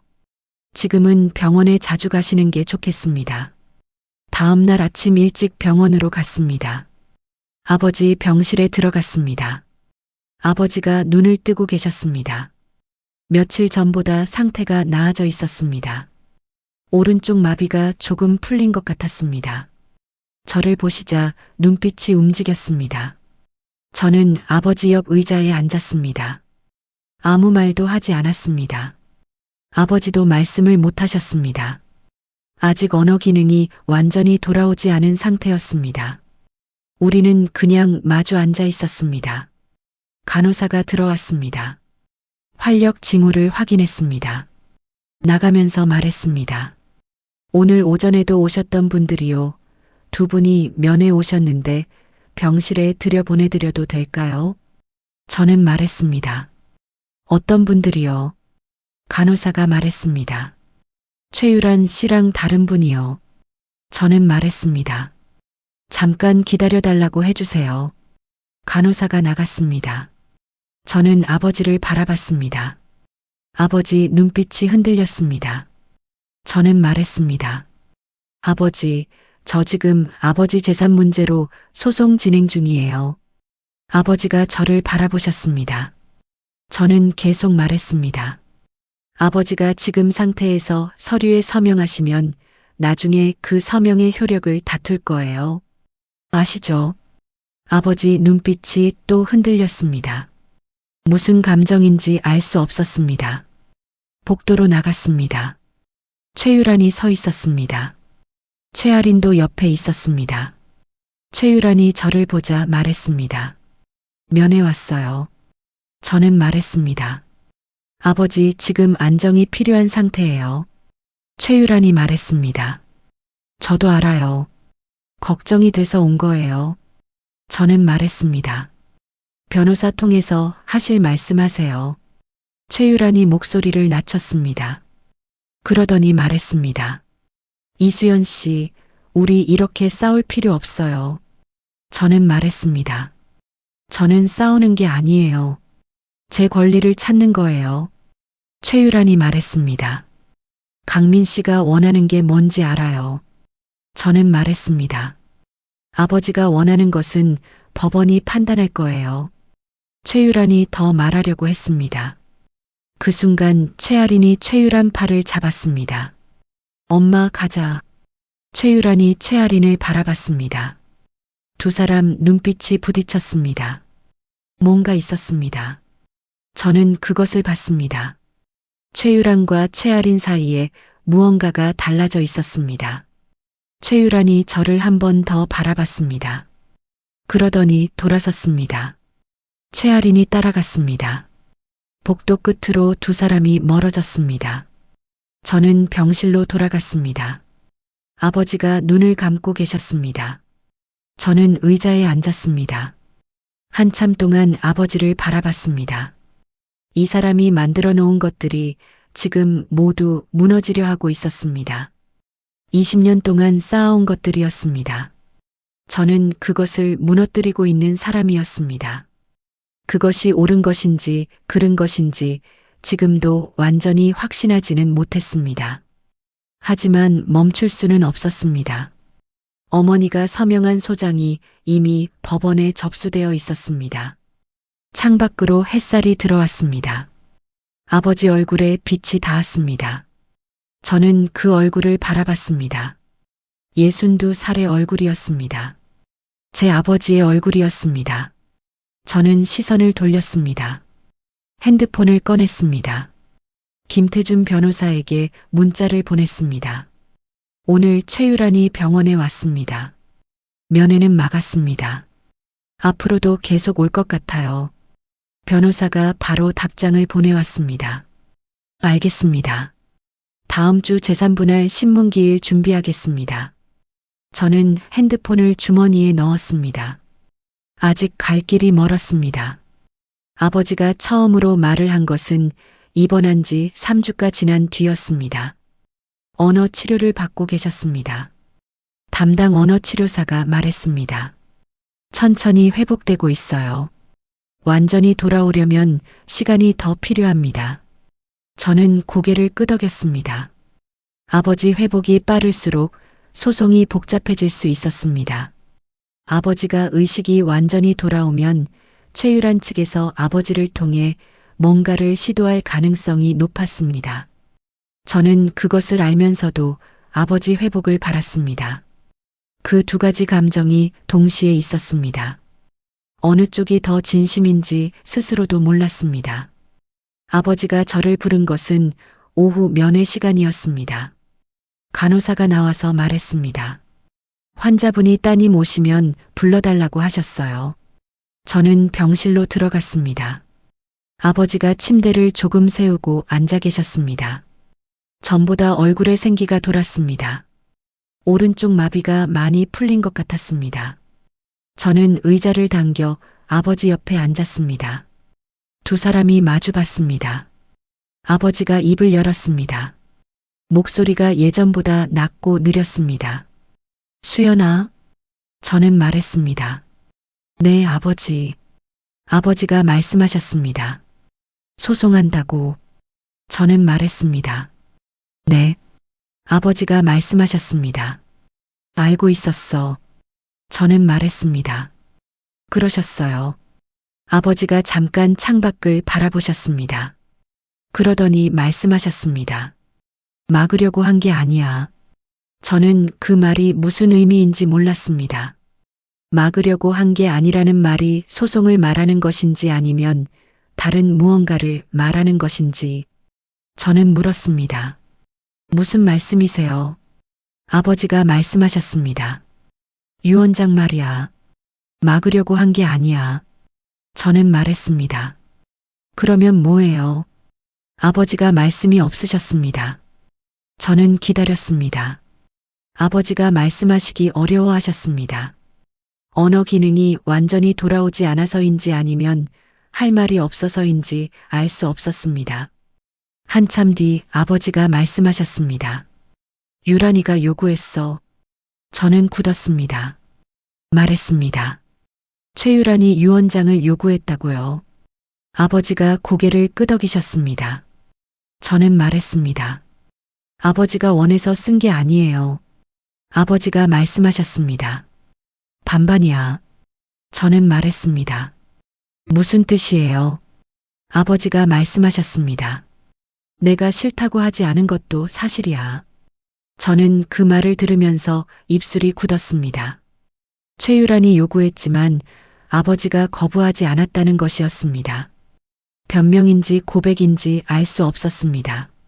하지만 적어도 아버지가 완전히 최유란에게 끌려다닌 것은 아니었습니다.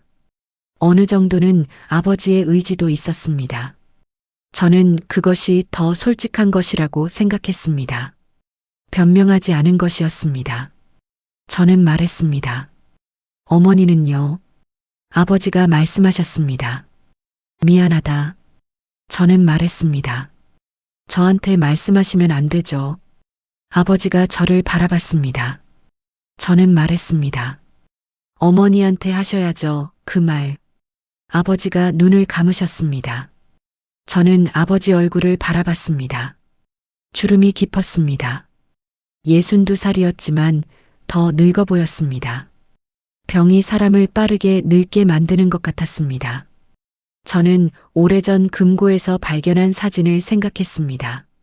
초등학생 시절 아버지 어깨 위에 올라탄 사진이었습니다.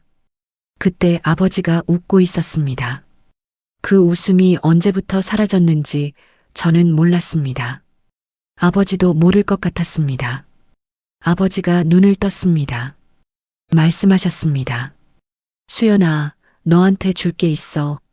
저는 말했습니다. 뭐예요?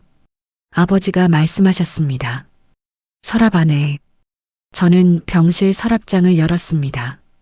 안에 작은 봉투가 있었습니다. 꺼냈습니다. 아버지가 말씀하셨습니다. 열어봐. 저는 봉투를 열었습니다. 종이 한 장이 나왔습니다. 손으로 쓴 글씨였습니다. 아버지 글씨였습니다. 저는 읽었습니다. 재산 목록이었습니다. 공식 서류에 잡히지 않은 항목들이었습니다. 차명 계좌 2개, 지인 명의로 된 토지 3필지, 그리고 금액이 적혀 있었습니다. 저는 그 숫자를 읽으면서 손이 떨렸습니다. 최아린이 말했던 것이었습니다. 공식 서류에 잡히지 않는 재산 목록. 그것을 아버지가 직접 저에게 건네신 것이었습니다. 저는 아버지를 바라봤습니다. 왜 이걸 저에게 주시는 거냐고 물었습니다. 아버지가 말씀하셨습니다.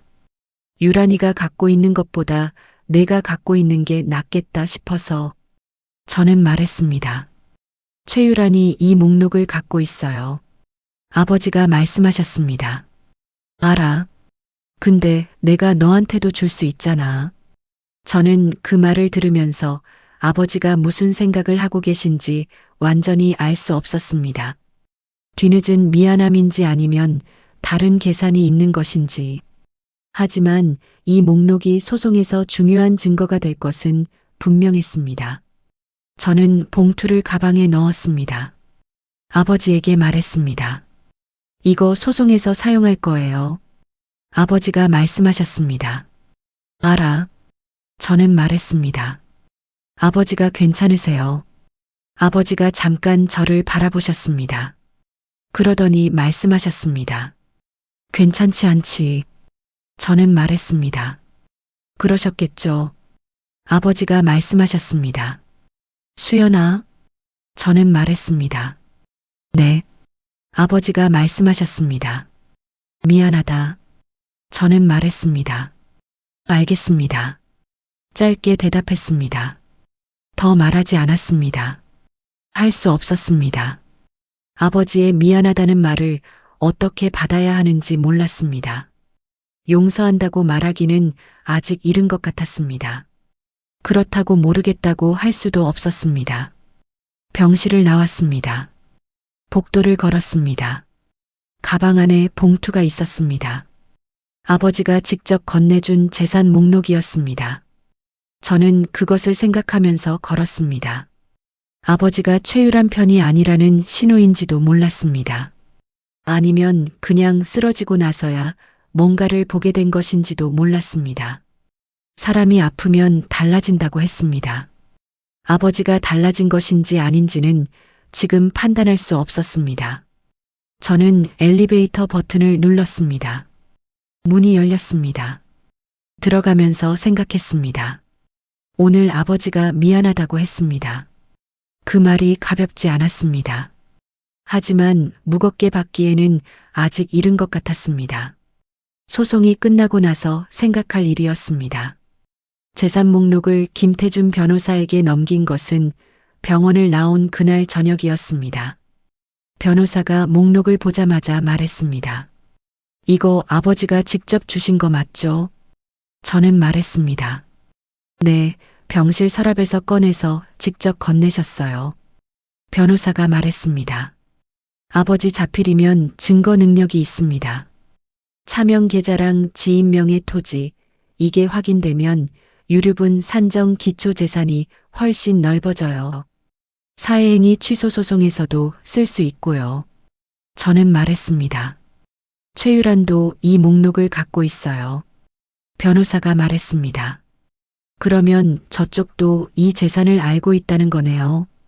그 부분이 중요합니다. 최유란이 알면서 재산을 은닉하는 데 가담했다는 주장을 더 강하게 할 수 있어요. 저는 고개를 끄덕였습니다. 변호사가 서류를 정리하면서 말했습니다. 이번 주 안에 차명 계좌 관련 자료를 금융감독원에 조회 요청하겠습니다. 지인명의 토지는 등기부등본 확인하고 실소유자 주장 자료 준비할게요. 시간이 좀 걸리겠지만 이 목록 하나로 소송 판도가 달라질 수 있어요. 저는 말했습니다. 얼마나 걸릴까요? 변호사가 말했습니다. 차명 계좌 조회는 법원 협조가 필요해서 한 달 이상 볼 수 있어요. 토지는 좀 더 빠를 수 있고요. 저는 말했습니다. 서두르는 게 좋겠어요. 최유란 측이 먼저 움직일 수 있으니까요. 변호사가 말했습니다. 알겠습니다. 최대한 빠르게 진행하겠습니다. 사무실을 나오면서 핸드폰을 확인했습니다. 부재중 전화가 있었습니다. 어머니였습니다. 전화를 걸었습니다. 어머니가 받으셨습니다. 수연아, 오늘 시간 있어. 저는 말했습니다. 네, 왜요? 어머니가 말씀하셨습니다. 집에 와줄 수 있어. 저는 말했습니다. 지금 갈게요. 어머니 집에 도착했습니다. 어머니가 거실에 앉아 계셨습니다. 평소와 달리 부엌에 계시지 않았습니다. 손에 종이 한 장을 들고 계셨습니다. 저는 소파에 앉았습니다. 어머니가 말씀하셨습니다. 수연아, 이거 봐. 종이를 내미셨습니다. 저는 받아서 읽었습니다. 은행 서류였습니다. 어머니 명의 통장 내역이었습니다. 저는 훑었습니다. 그러다 멈췄습니다. 20년 전부터 매달 일정한 금액이 들어오고 있었습니다. 출처가 아버지 개인 계좌였습니다. 금액이 처음엔 100만 원이었다가 해마다 조금씩 올라서 지금은 500만 원이었습니다. 저는 어머니를 바라봤습니다. 어머니가 말씀하셨습니다. 아버지가 생활비로 준 거야. 20년 동안. 저는 말했습니다. 알고 있었어요. 어머니가 말씀하셨습니다. 이게 법적으로 뭔가 의미가 있어. 저는 생각했습니다. 의미가 있었습니다. 20년 동안 매달 생활비를 지급한 것은 혼인 관계를 유지했다는 증거가 될 수 있었습니다.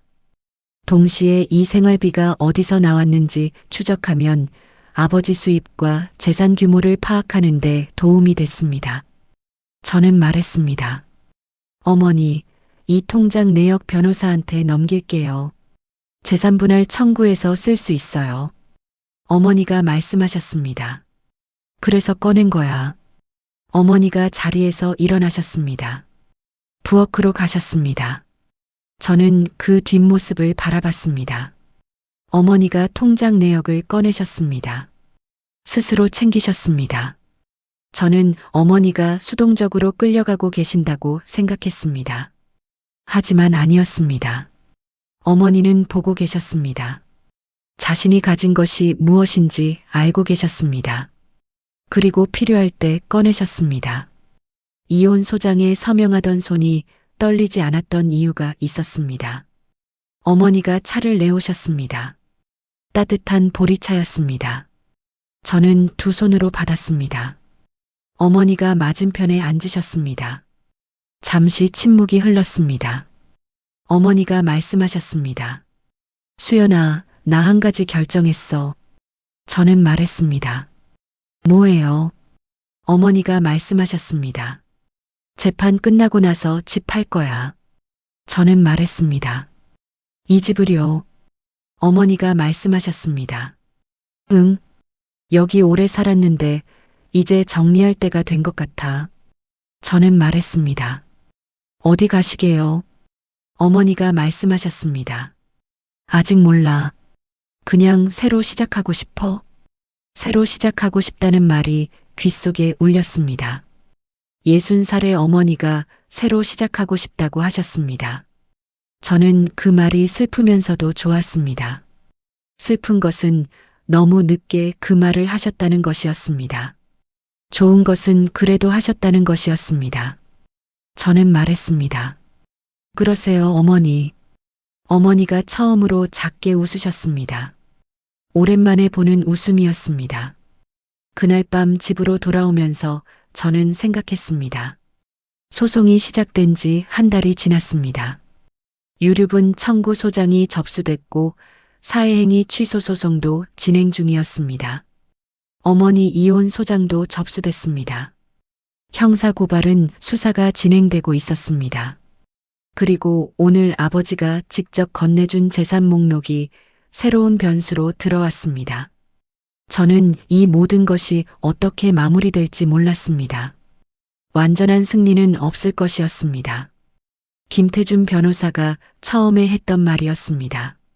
하지만 싸울 근거는 충분했습니다. 차를 세우고 잠깐 핸들 위에 손을 올려놓았습니다. 피곤했습니다. 몸이 아니라 마음이 피곤했습니다. 아버지가 미안하다고 했습니다. 어머니가 새로 시작하고 싶다고 했습니다. 최아린이 자신도 이용당했다고 했습니다. 저는 이 모든 말들을 하루 안에 들었습니다. 어느 것을 어떻게 받아들여야 하는지 몰랐습니다. 세무사로서는 숫자만 보면 됐습니다. 하지만 딸로서는 달랐습니다. 숫자 뒤에 사람이 있었습니다. 그 사람들의 말이 숫자보다 더 무거웠습니다. 저는 차 문을 열고 내렸습니다. 찬바람이 불었습니다. 저는 코트깃을 세웠습니다. 내일 또 움직여야 했습니다.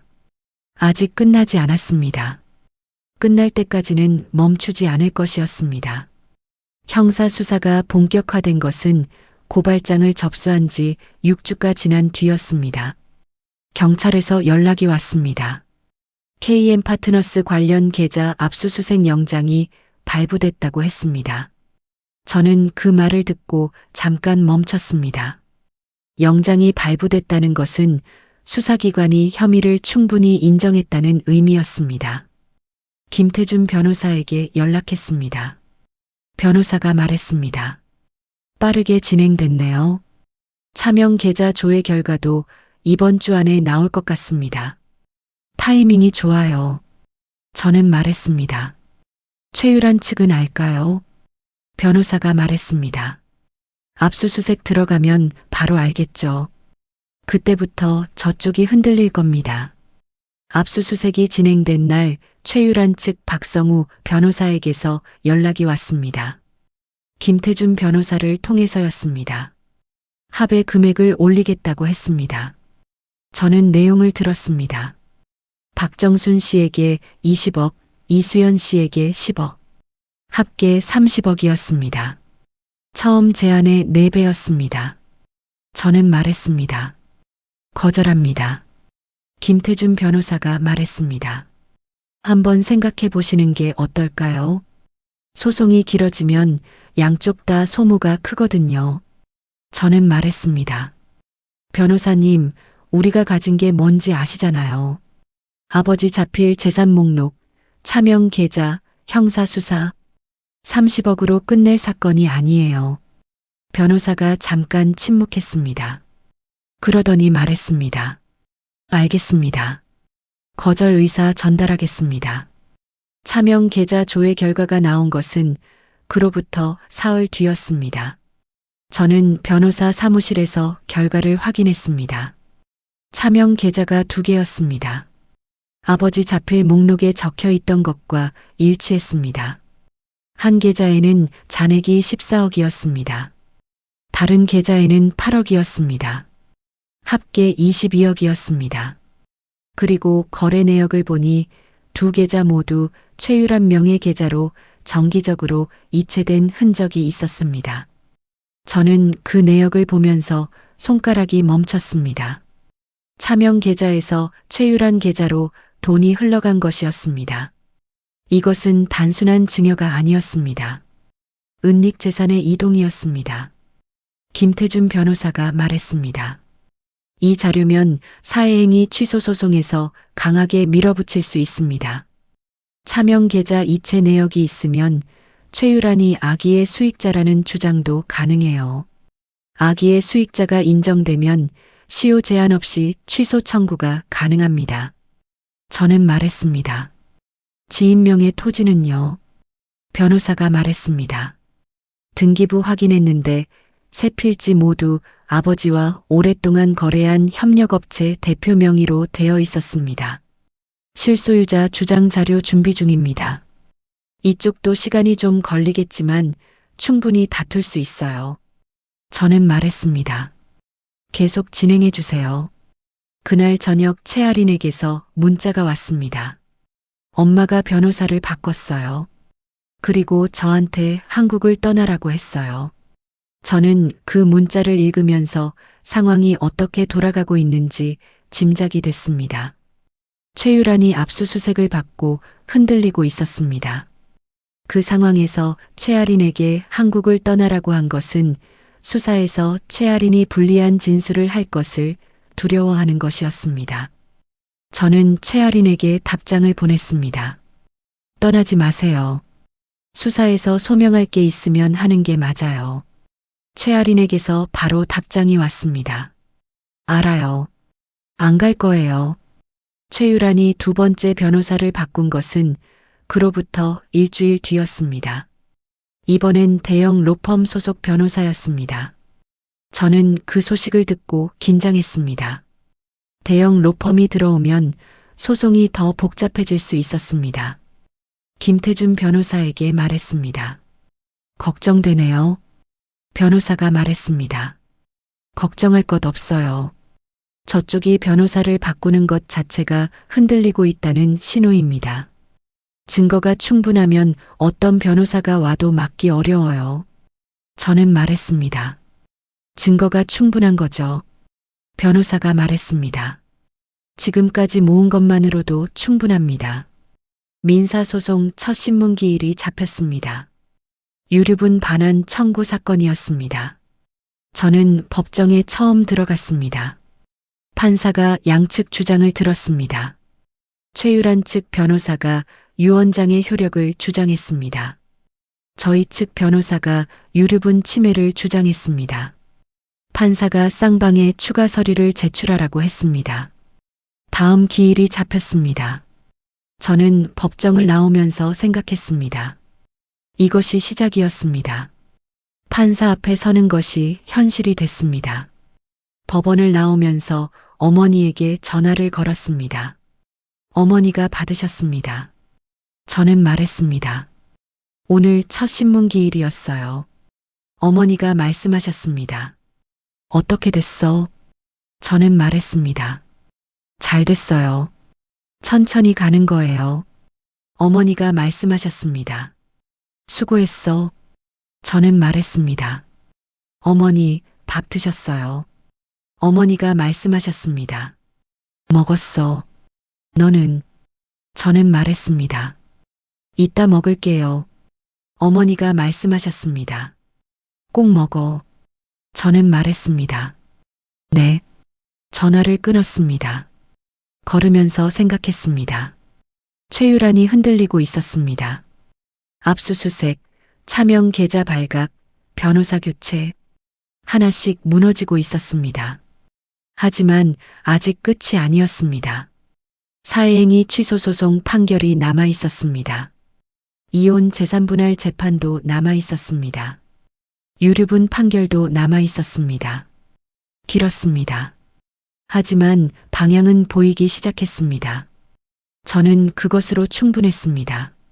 지금은 그것으로 충분했습니다. 최아린이 다시 연락을 해온 것은 두 번째 신문기일을 앞둔 주말이었습니다. 이번엔 문자가 아니었습니다. 전화였습니다. 저는 잠깐 망설였습니다. 받았습니다. 최아린 목소리가 전과 달랐습니다.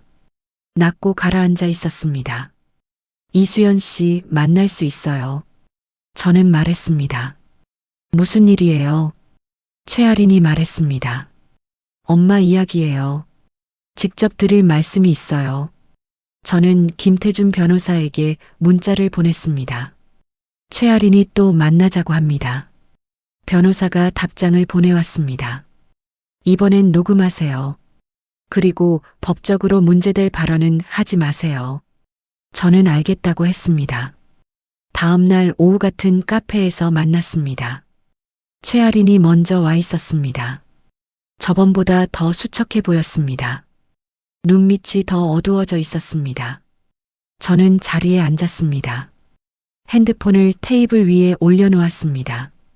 녹음을 켜두었습니다. 최아린이 말했습니다. 엄마가 해외 계좌를 갖고 있어요. 저는 굳었습니다. 말했습니다. 어디요? 최아린이 말했습니다. 홍콩이요. 아버지 돈 일부가 거기로 갔어요. 저는 말했습니다. 얼마예요? 최아린이 말했습니다. 정확히는 몰라요. 근데 적지 않아요. 제가 우연히 서류를 봤어요.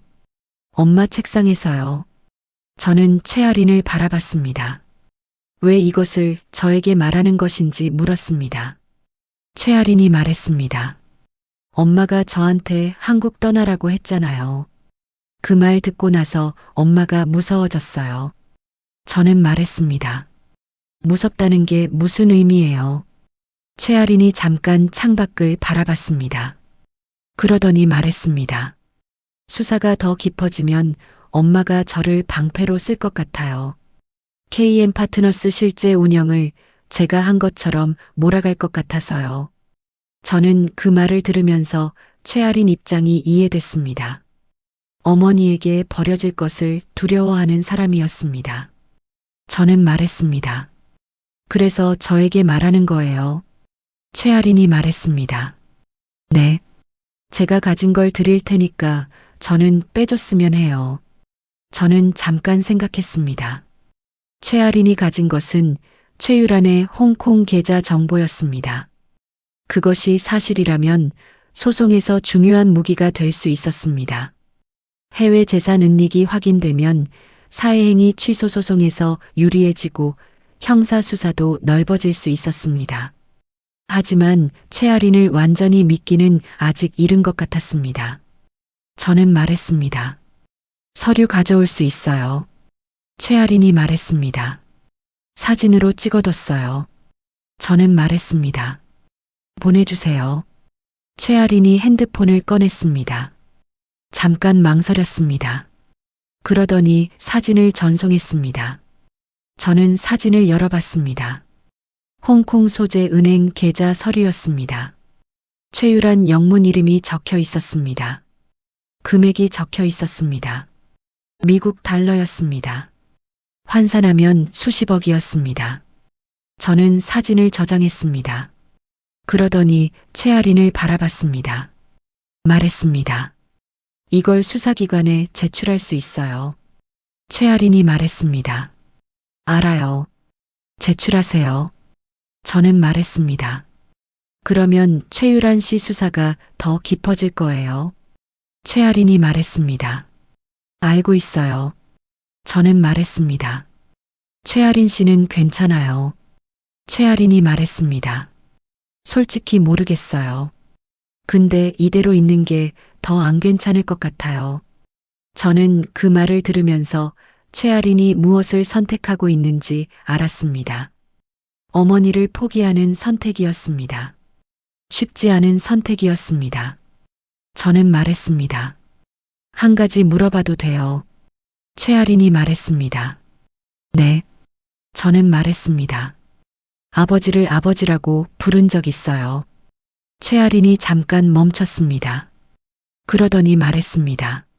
어릴 때는요. 아버지가 가끔 오면 아버지라고 불렀어요. 근데 크면서 안 부르게 됐어요. 저는 말했습니다. 왜요? 최아린이 말했습니다. 아버지가 불편해했어요.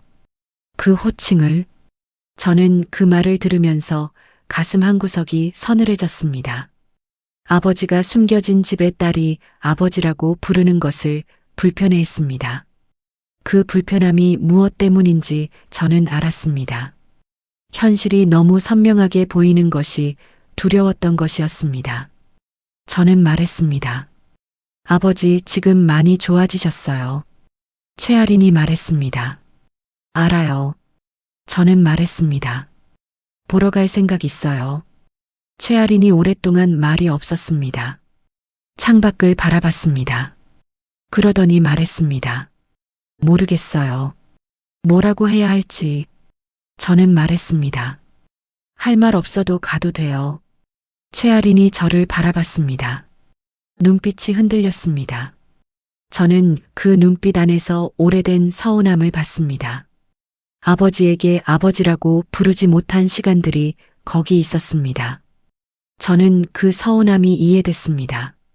저도 아버지에게 아버지 같지 않은 아버지를 뒀으니까요. 우리는 그 점에서 같았습니다.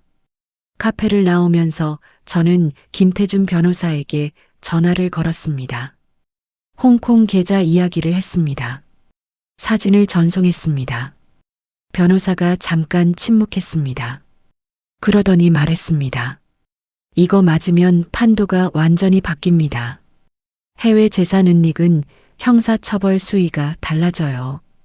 국세청에도 통보해야 할 사안이고요. 저는 말했습니다. 최아린이 제출에 동의했어요. 변호사가 말했습니다. 최아린이 직접 진술서 작성해 줄 수 있으면 더 좋습니다. 저는 말했습니다. 부탁해 볼게요. 걸으면서 생각했습니다. 최아린이 어머니를 포기했습니다. 그 선택이 쉽지 않았을 것이었습니다. 어머니가 잘못을 저질렀지만 그래도 어머니였습니다. 저는 그 감정을 알았습니다. 아버지가 잘못을 저질렀지만 그래도 아버지였습니다. 우리는 잘못된 부모를 둔 점에서 같은 사람이었습니다. 저는 최아린이 내린 선택이 옳다고 생각했습니다. 힘든 선택이지만 옳은 선택이었습니다. 저도 그런 선택을 하고 있는 것이었습니다. 집에 돌아와서 저는 수첩을 꺼냈습니다. 지금까지 모인 것들을 정리했습니다. 아버지 자필 재산 목록, 차명 계좌 2개, 지인명의 토지 3필지, KM 파트너스 허위 용역 23억, 최유란 명의 부동산 3건, 생명보험 32억, 그리고 오늘 새로 추가된 홍콩 계좌 수십억. 숫자들이 줄을 이었습니다. 저는 그 숫자들을 바라보면서 생각했습니다. 아버지가 이것을 전부 숨기려 했습니다. 하지만 숫자는 거짓말을 하지 않았습니다. 결국 다 드러났습니다. 항상 그랬습니다. 사회행위 취소 소송 판결이 먼저 나왔습니다. 소장을 접수한 지 5달이 지난 뒤였습니다. 저는 김태준 변호사와 함께 법원에서 판결문을 받았습니다. 변호사가 먼저 읽었습니다. 표정이 달라졌습니다. 저는 말했습니다. 어떻게 됐어요? 변호사가 말했습니다. 일부 인용입니다. 강남 아파트랑 성남 상가 취소됐어요. 제주도 토지는 10년이 넘어서 기각됐습니다. 저는 말했습니다. 강남이랑 성남이면 얼마예요? 변호사가 말했습니다. 시가로 40억 가까이 됩니다. 저는 그 숫자를 들으면서 잠깐 눈을 감았습니다. 40억이 최유란에게서 환수됩니다. 그 재산이 상속 재산으로 돌아오는 것이었습니다. 변호사가 판결문을 더 읽었습니다. 그러더니 말했습니다. 법원이 최유란을 악의의 수익자로 인정했어요. 증여 당시 이미 채무 상태였던 것과 차명 계좌 이체 내역이 결정적이었습니다. 저는 말했습니다. 악의의 수익자 인정되면 어떻게 되나요? 변호사가 말했습니다. 취소 가능한 범위가 넓어집니다. 그리고 최유란이 반환을 거부하면 강제 집행이 가능해요. 저는 말했습니다. 거부할 것 같아요. 변호사가 말했습니다. 그러면 강제 집행 들어가면 됩니다. 저쪽 재산 가압류 이미 해뒀으니까요. 홍콩 계좌 관련 수사는 더 빠르게 진행됐습니다. 최아린이 진술서를 작성해서 수사기관에 제출했습니다. 국세청에도 관련 자료가 넘어갔습니다. 해외 재산 미신고는 세금 문제뿐 아니라 형사처벌 대상이 됐습니다. 최유란이 검찰에 소환됐습니다. 저는 그 소식을 뉴스에서 보지 않았습니다. 김태준 변호사에게서 들었습니다. 변호사가 말했습니다. 검찰 소환됐으면 기소까지 갈 가능성이 높습니다. 형사재판이 시작되면 민사소송에도 영향을 미칩니다. 저는 말했습니다. 최아린은요? 변호사가 말했습니다. KM 파트너스 실제 운영자가 최유란으로 확인됐습니다. 최아린은 혐의 없음으로 처리됐어요. 저는 고개를 끄덕였습니다. 최아린이 말한 것이 사실이었습니다. 유류분 판결은 사회행위 판결이 나오고 3주 뒤에 나왔습니다. 저는 이번에도 변호사와 함께 법원에 갔습니다. 판결문을 받아들었습니다. 변호사가 읽었습니다. 유류분 반환 청구 인용. 저는 말했습니다. 얼마예요? 변호사가 말했습니다. 이수연 씨 유류분 침해액이 23억으로 산정됐습니다. 박정순 씨는 31억이고요. 최유란이 이 금액을 반환해야 합니다. 저는 그 숫자를 들었습니다. 23억과 31억, 합계 54억이었습니다. 최유란이 처음에 제안했던 8억과 비교했습니다. 8억으로 끝내려 했던 것이었습니다. 법원을 나오면서 저는 어머니에게 전화를 걸었습니다. 어머니가 받으셨습니다. 저는 말했습니다. 어머니, 유류분 판결 나왔어요. 인용됐어요. 어머니가 잠깐 침묵하셨습니다. 그러더니 말씀하셨습니다. 얼마야? 저는 말했습니다. 어머니 몫이 31억이에요. 어머니가 또 침묵하셨습니다. 긴 침묵이었습니다. 저는 기다렸습니다. 어머니가 말씀하셨습니다. 수연아? 저는 말했습니다. 네. 어머니가 말씀하셨습니다. 고생했어. 저는 말했습니다. 어머니가 고생하셨죠. 어머니가 말씀하셨습니다. 아니야. 내가 했어. 저는 그 말을 들으면서 눈물이 날 것 같았습니다. 참았습니다. 길에서 울기는 싫었습니다. 이혼 재산분할 판결은 한 달 뒤에 나왔습니다. 법원이 혼인 중 형성된 재산을 공동재산으로 인정했습니다. 아버지의 재산 은닉이 확인된 만큼 어머니 분할 비율을 높였습니다. 최종적으로 어머니에게 귀속되는 재산이 유류분과 합산해서 상당한 규모가 됐습니다. 저는 그 판결문을 읽으면서 생각했습니다. 20년이었습니다. 어머니가 20년을 참으셨습니다. 그 20년의 값이 숫자로 환산된 것이었습니다. 그 숫자가 20년을 대신할 수는 없었습니다. 하지만 적어도 빈손으로 끝나지는 않았습니다. 최유란은 항소를 했습니다. 하지만 강제 집행을 막을 수는 없었습니다. 강남 아파트에 강제 집행이 들어갔습니다. 성남 상가도 마찬가지였습니다. 최유란이 살던 집이 경매에 넘어갔습니다. 저는 그 소식을 들으면서 복잡했습니다. 통쾌하지 않았습니다. 그냥 끝나가고 있다는 느낌이었습니다. 오래 팽팽하게 당겨진 줄이 조금씩 풀리는 느낌이었습니다. 아버지는 요양병원으로 옮겨졌습니다. 재활 치료를 받고 있었습니다. 저는 격주로 면회를 갔습니다. 아버지가 말씀을 조금씩 더 하시게 됐습니다. 하지만 소송 이야기는 서로 하지 않았습니다. 아버지가 어떻게 생각하시는지 저는 묻지 않았습니다. 아버지도 말씀하지 않으셨습니다. 그 침묵이 예전의 아버지 침묵과 달랐습니다. 예전 것은 무관심의 침묵이었고 지금 것은 무언가를 알고 있는 사람의 침묵이었습니다. 어느 날 면회를 마치고 나오면서 아버지가 말씀하셨습니다. 수연아. 저는 돌아봤습니다. 아버지가 말씀하셨습니다. 잘했어. 저는 그 말이 무엇을 잘했다는 것인지 묻지 않았습니다. 소송을 잘했다는 것인지 아니면 다른 무언가를 말씀하시는 것인지 저는 그냥 고개를 끄덕였습니다. 그리고 나왔습니다. 복도를 걸으면서 생각했습니다. 아버지가 잘했다고 했습니다. 그 말이 가볍지 않았습니다. 하지만 무겁게 받기에는 아직 여러 가지가 정리되지 않았습니다. 그냥 들었습니다. 그것으로 충분했습니다. 모든 소송이 끝난 것은 첫 소장을 접수한 지 11달이 지난 뒤였습니다. 마지막으로 항소심 판결이 확정됐습니다. 최유란의 항소가 기각됐습니다. 김태준 변호사에게서 연락이 왔습니다.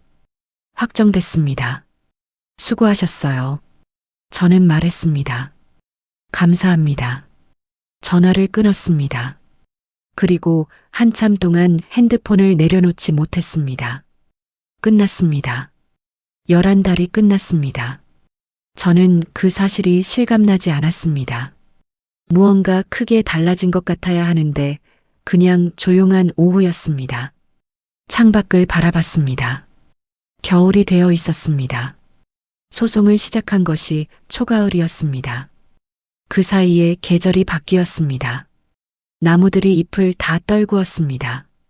앙상한 가지들이 하늘 앞에 서 있었습니다. 저는 그 가지들을 바라보면서 생각했습니다. 이겼습니다. 법적으로는 이겼습니다. 유류분을 되찾았고 사회행위가 취소됐고 어머니 재산 분할이 인정됐습니다. 최유라는 기소됐고 강제 집행이 완료됐습니다. 숫자로는 이긴 것이었습니다. 하지만 무언가가 이상했습니다. 이긴 것 같지 않았습니다. 어머니에게 전화를 걸었습니다. 어머니가 받으셨습니다. 저는 말했습니다. 어머니, 다 끝났어요. 항소심도 확정됐어요. 어머니가 말씀하셨습니다. 그래. 짧은 대답이었습니다. 저는 말했습니다. 어머니 괜찮으세요? 어머니가 말씀하셨습니다. 괜찮아. 그런데 수연아. 저는 말했습니다. 네. 어머니가 말씀하셨습니다. 나 요즘 이상하게 허전해. 저는 그 말을 듣고 잠깐 말이 없었습니다. 어머니가 계속 말씀하셨습니다. 이길 줄 알았는데 막상 이기고 나니까 모르겠어. 뭘 이긴 건지. 저는 말했습니다. 어머니, 오늘 제가 갈게요. 어머니가 말씀하셨습니다. 와, 밥 해놓을게. 어머니 집으로 가는 길에 저는 요양병원 앞을 지났습니다. 아버지가 있는 곳이었습니다. 저는 잠깐 차를 세웠습니다. 들어갈까 생각했습니다. 그러다 그냥 출발했습니다. 오늘은 아니었습니다. 어머니가 먼저였습니다. 어머니 집에 도착했습니다. 된장찌개 냄새가 났습니다. 어머니가 밥을 차려두고 계셨습니다. 저는 식탁에 앉았습니다. 어머니가 맞은편에 앉으셨습니다. 두 사람이 밥을 먹었습니다. 말이 없었습니다. 하지만 불편하지 않았습니다. 소송이 시작되고 나서 어머니와 이렇게 조용히 밥을 먹은 적이 없었습니다. 늘 이야기할 것이 있었고, 확인할 것이 있었고, 결정할 것이 있었습니다. 오늘은 그런 것이 없었습니다. 그냥 밥이었습니다. 저는 그 밥이 맛있었습니다. 밥을 먹고 나서 어머니가 차를 내오셨습니다. 보리차였습니다. 저는 두 손으로 받았습니다. 어머니가 말씀하셨습니다. 수연아, 나 집 보러 다녔어. 저는 말했습니다. 어디요? 어머니가 말씀하셨습니다. 인천 쪽. 바다 가까운데. 저는 말했습니다. 좋았어요. 어머니가 말씀하셨습니다. 괜찮더라. 조용하고. 저는 말했습니다. 그러면 거기로 가세요. 어머니가 말씀하셨습니다. 그럴까? 그러더니 잠깐 창밖을 바라보셨습니다. 말씀하셨습니다. 수연아, 나 살면서 바다 제대로 본 적이 없어. 이제 좀 보면서 살고 싶어. 저는 그 말을 듣고 가슴이 뜨거워졌습니다. 60살의 어머니가 바다를 보며 살고 싶다고 하셨습니다. 저는 말했습니다. 보세요, 어머니. 실컷 보세요. 집으로 돌아오는 길에 저는 생각했습니다. 11달 동안 무엇을 했는지 정리해 봤습니다. 유류분을 찾았습니다. 사회행위를 취소시켰습니다. 어머니 재산 분할을 받아냈습니다. 최유란을 법정에 세웠습니다. 숫자로는 이긴 것이 맞았습니다. 하지만 잃은 것도 있었습니다. 아버지는 요양병원에 있었습니다. 가족이라고 부를 수 있는 형태가 사라졌습니다. 이복동생이라고 불러야 할지 모를 최아리는 어머니와 결별하고 혼자가 됐습니다. 최유라는 기소됐고 살던 집을 잃었습니다. 이긴 사람이 있었지만 온전히 웃는 사람은 없었습니다. 세무사로 10년을 일했습니다. 재산이 어디서 와서 어디로 가는지를 추적하는 일이었습니다. 숫자 뒤에 무엇이 있는지 찾아내는 일이었습니다. 저는 그 일이 익숙했습니다. 하지만 이번에는 달랐습니다. 숫자 뒤에 있는 것이 다른 사람이 아니라 제 아버지였습니다. 제 어머니였습니다. 그 숫자들이 제 삶의 일부였습니다. 찾아낸 것들이 기쁘지만은 않은 이유가 거기 있었습니다. 알면 좋을 것이라고 생각했습니다. 하지만 알고 나서 달라진 것들이 있었습니다. 다시 모를 수 없게 된 것들이 있었습니다. 다음 날 아침 일찍 일어났습니다. 커피를 내렸습니다. 창가에 앉았습니다. 밖이 아직 어두웠습니다. 겨울 아침이었습니다. 저는 커피잔을 두 손으로 감쌌습니다. 따뜻했습니다. 저는 그 온기를 느끼면서 생각했습니다. 오늘부터 무엇을 해야 하는지 몰랐습니다. 11달 동안 매일 할 일이 있었습니다. 서류를 검토하고 변호사를 만나고 법원에 가고 증거를 모았습니다. 그것이 멈췄습니다. 처음에는 홀가분할 것이라고 생각했습니다. 하지만 홀가분하지 않았습니다. 그냥 조용했습니다. 조용함이 낯설었습니다. 핸드폰을 꺼냈습니다. 최아린에게 문자를 보냈습니다. 항소심 확정됐어요. 잘 지내고 있어요. 잠시 뒤 답장이 왔습니다. 알았어요. 저도 잘 지내요. 고마워요. 저는 그 문자를 읽으면서 생각했습니다. 최아린이 어디서 무엇을 하며 지내는지 몰랐습니다. 앞으로 자주 연락할 것 같지도 않았습니다. 하지만 완전히 끊길 것 같지도 않았습니다. 우리 사이에 아버지가 있었습니다. 그 아버지가 만들어 놓은 것들이 있었습니다. 그것이 우리를 연결하기도 하고 갈라놓기도 했습니다. 날이 밝아왔습니다. 창밖으로 빛이 들어오기 시작했습니다. 저는 커피를 마셨습니다. 식어 있었습니다. 그래도 마셨습니다. 저는 오늘 사무실에 출근할 것이었습니다. 11달 만에 제대로 된 출근이었습니다. 동료들이 어떻게 됐냐고 물을 것이었습니다. 저는 잘 됐다고 할 것이었습니다. 그것이 사실이었습니다. 잘 됐습니다. 하지만 전부 잘 된 것은 아니었습니다. 그 차이를 설명하기는 어려웠습니다. 설명하지 않아도 됐습니다. 저는 자리에서 일어났습니다. 커피잔을 씻었습니다. 코트를 걸쳤습니다. 문을 열었습니다. 차가운 공기가 들어왔습니다. 겨울 아침이었습니다. 저는 문을 닫고 걸었습니다. 복수가 끝난 자리에 남은 것이 무엇인지 아직 몰랐습니다. 하지만 걸어야 했습니다. 그것만은 알았습니다.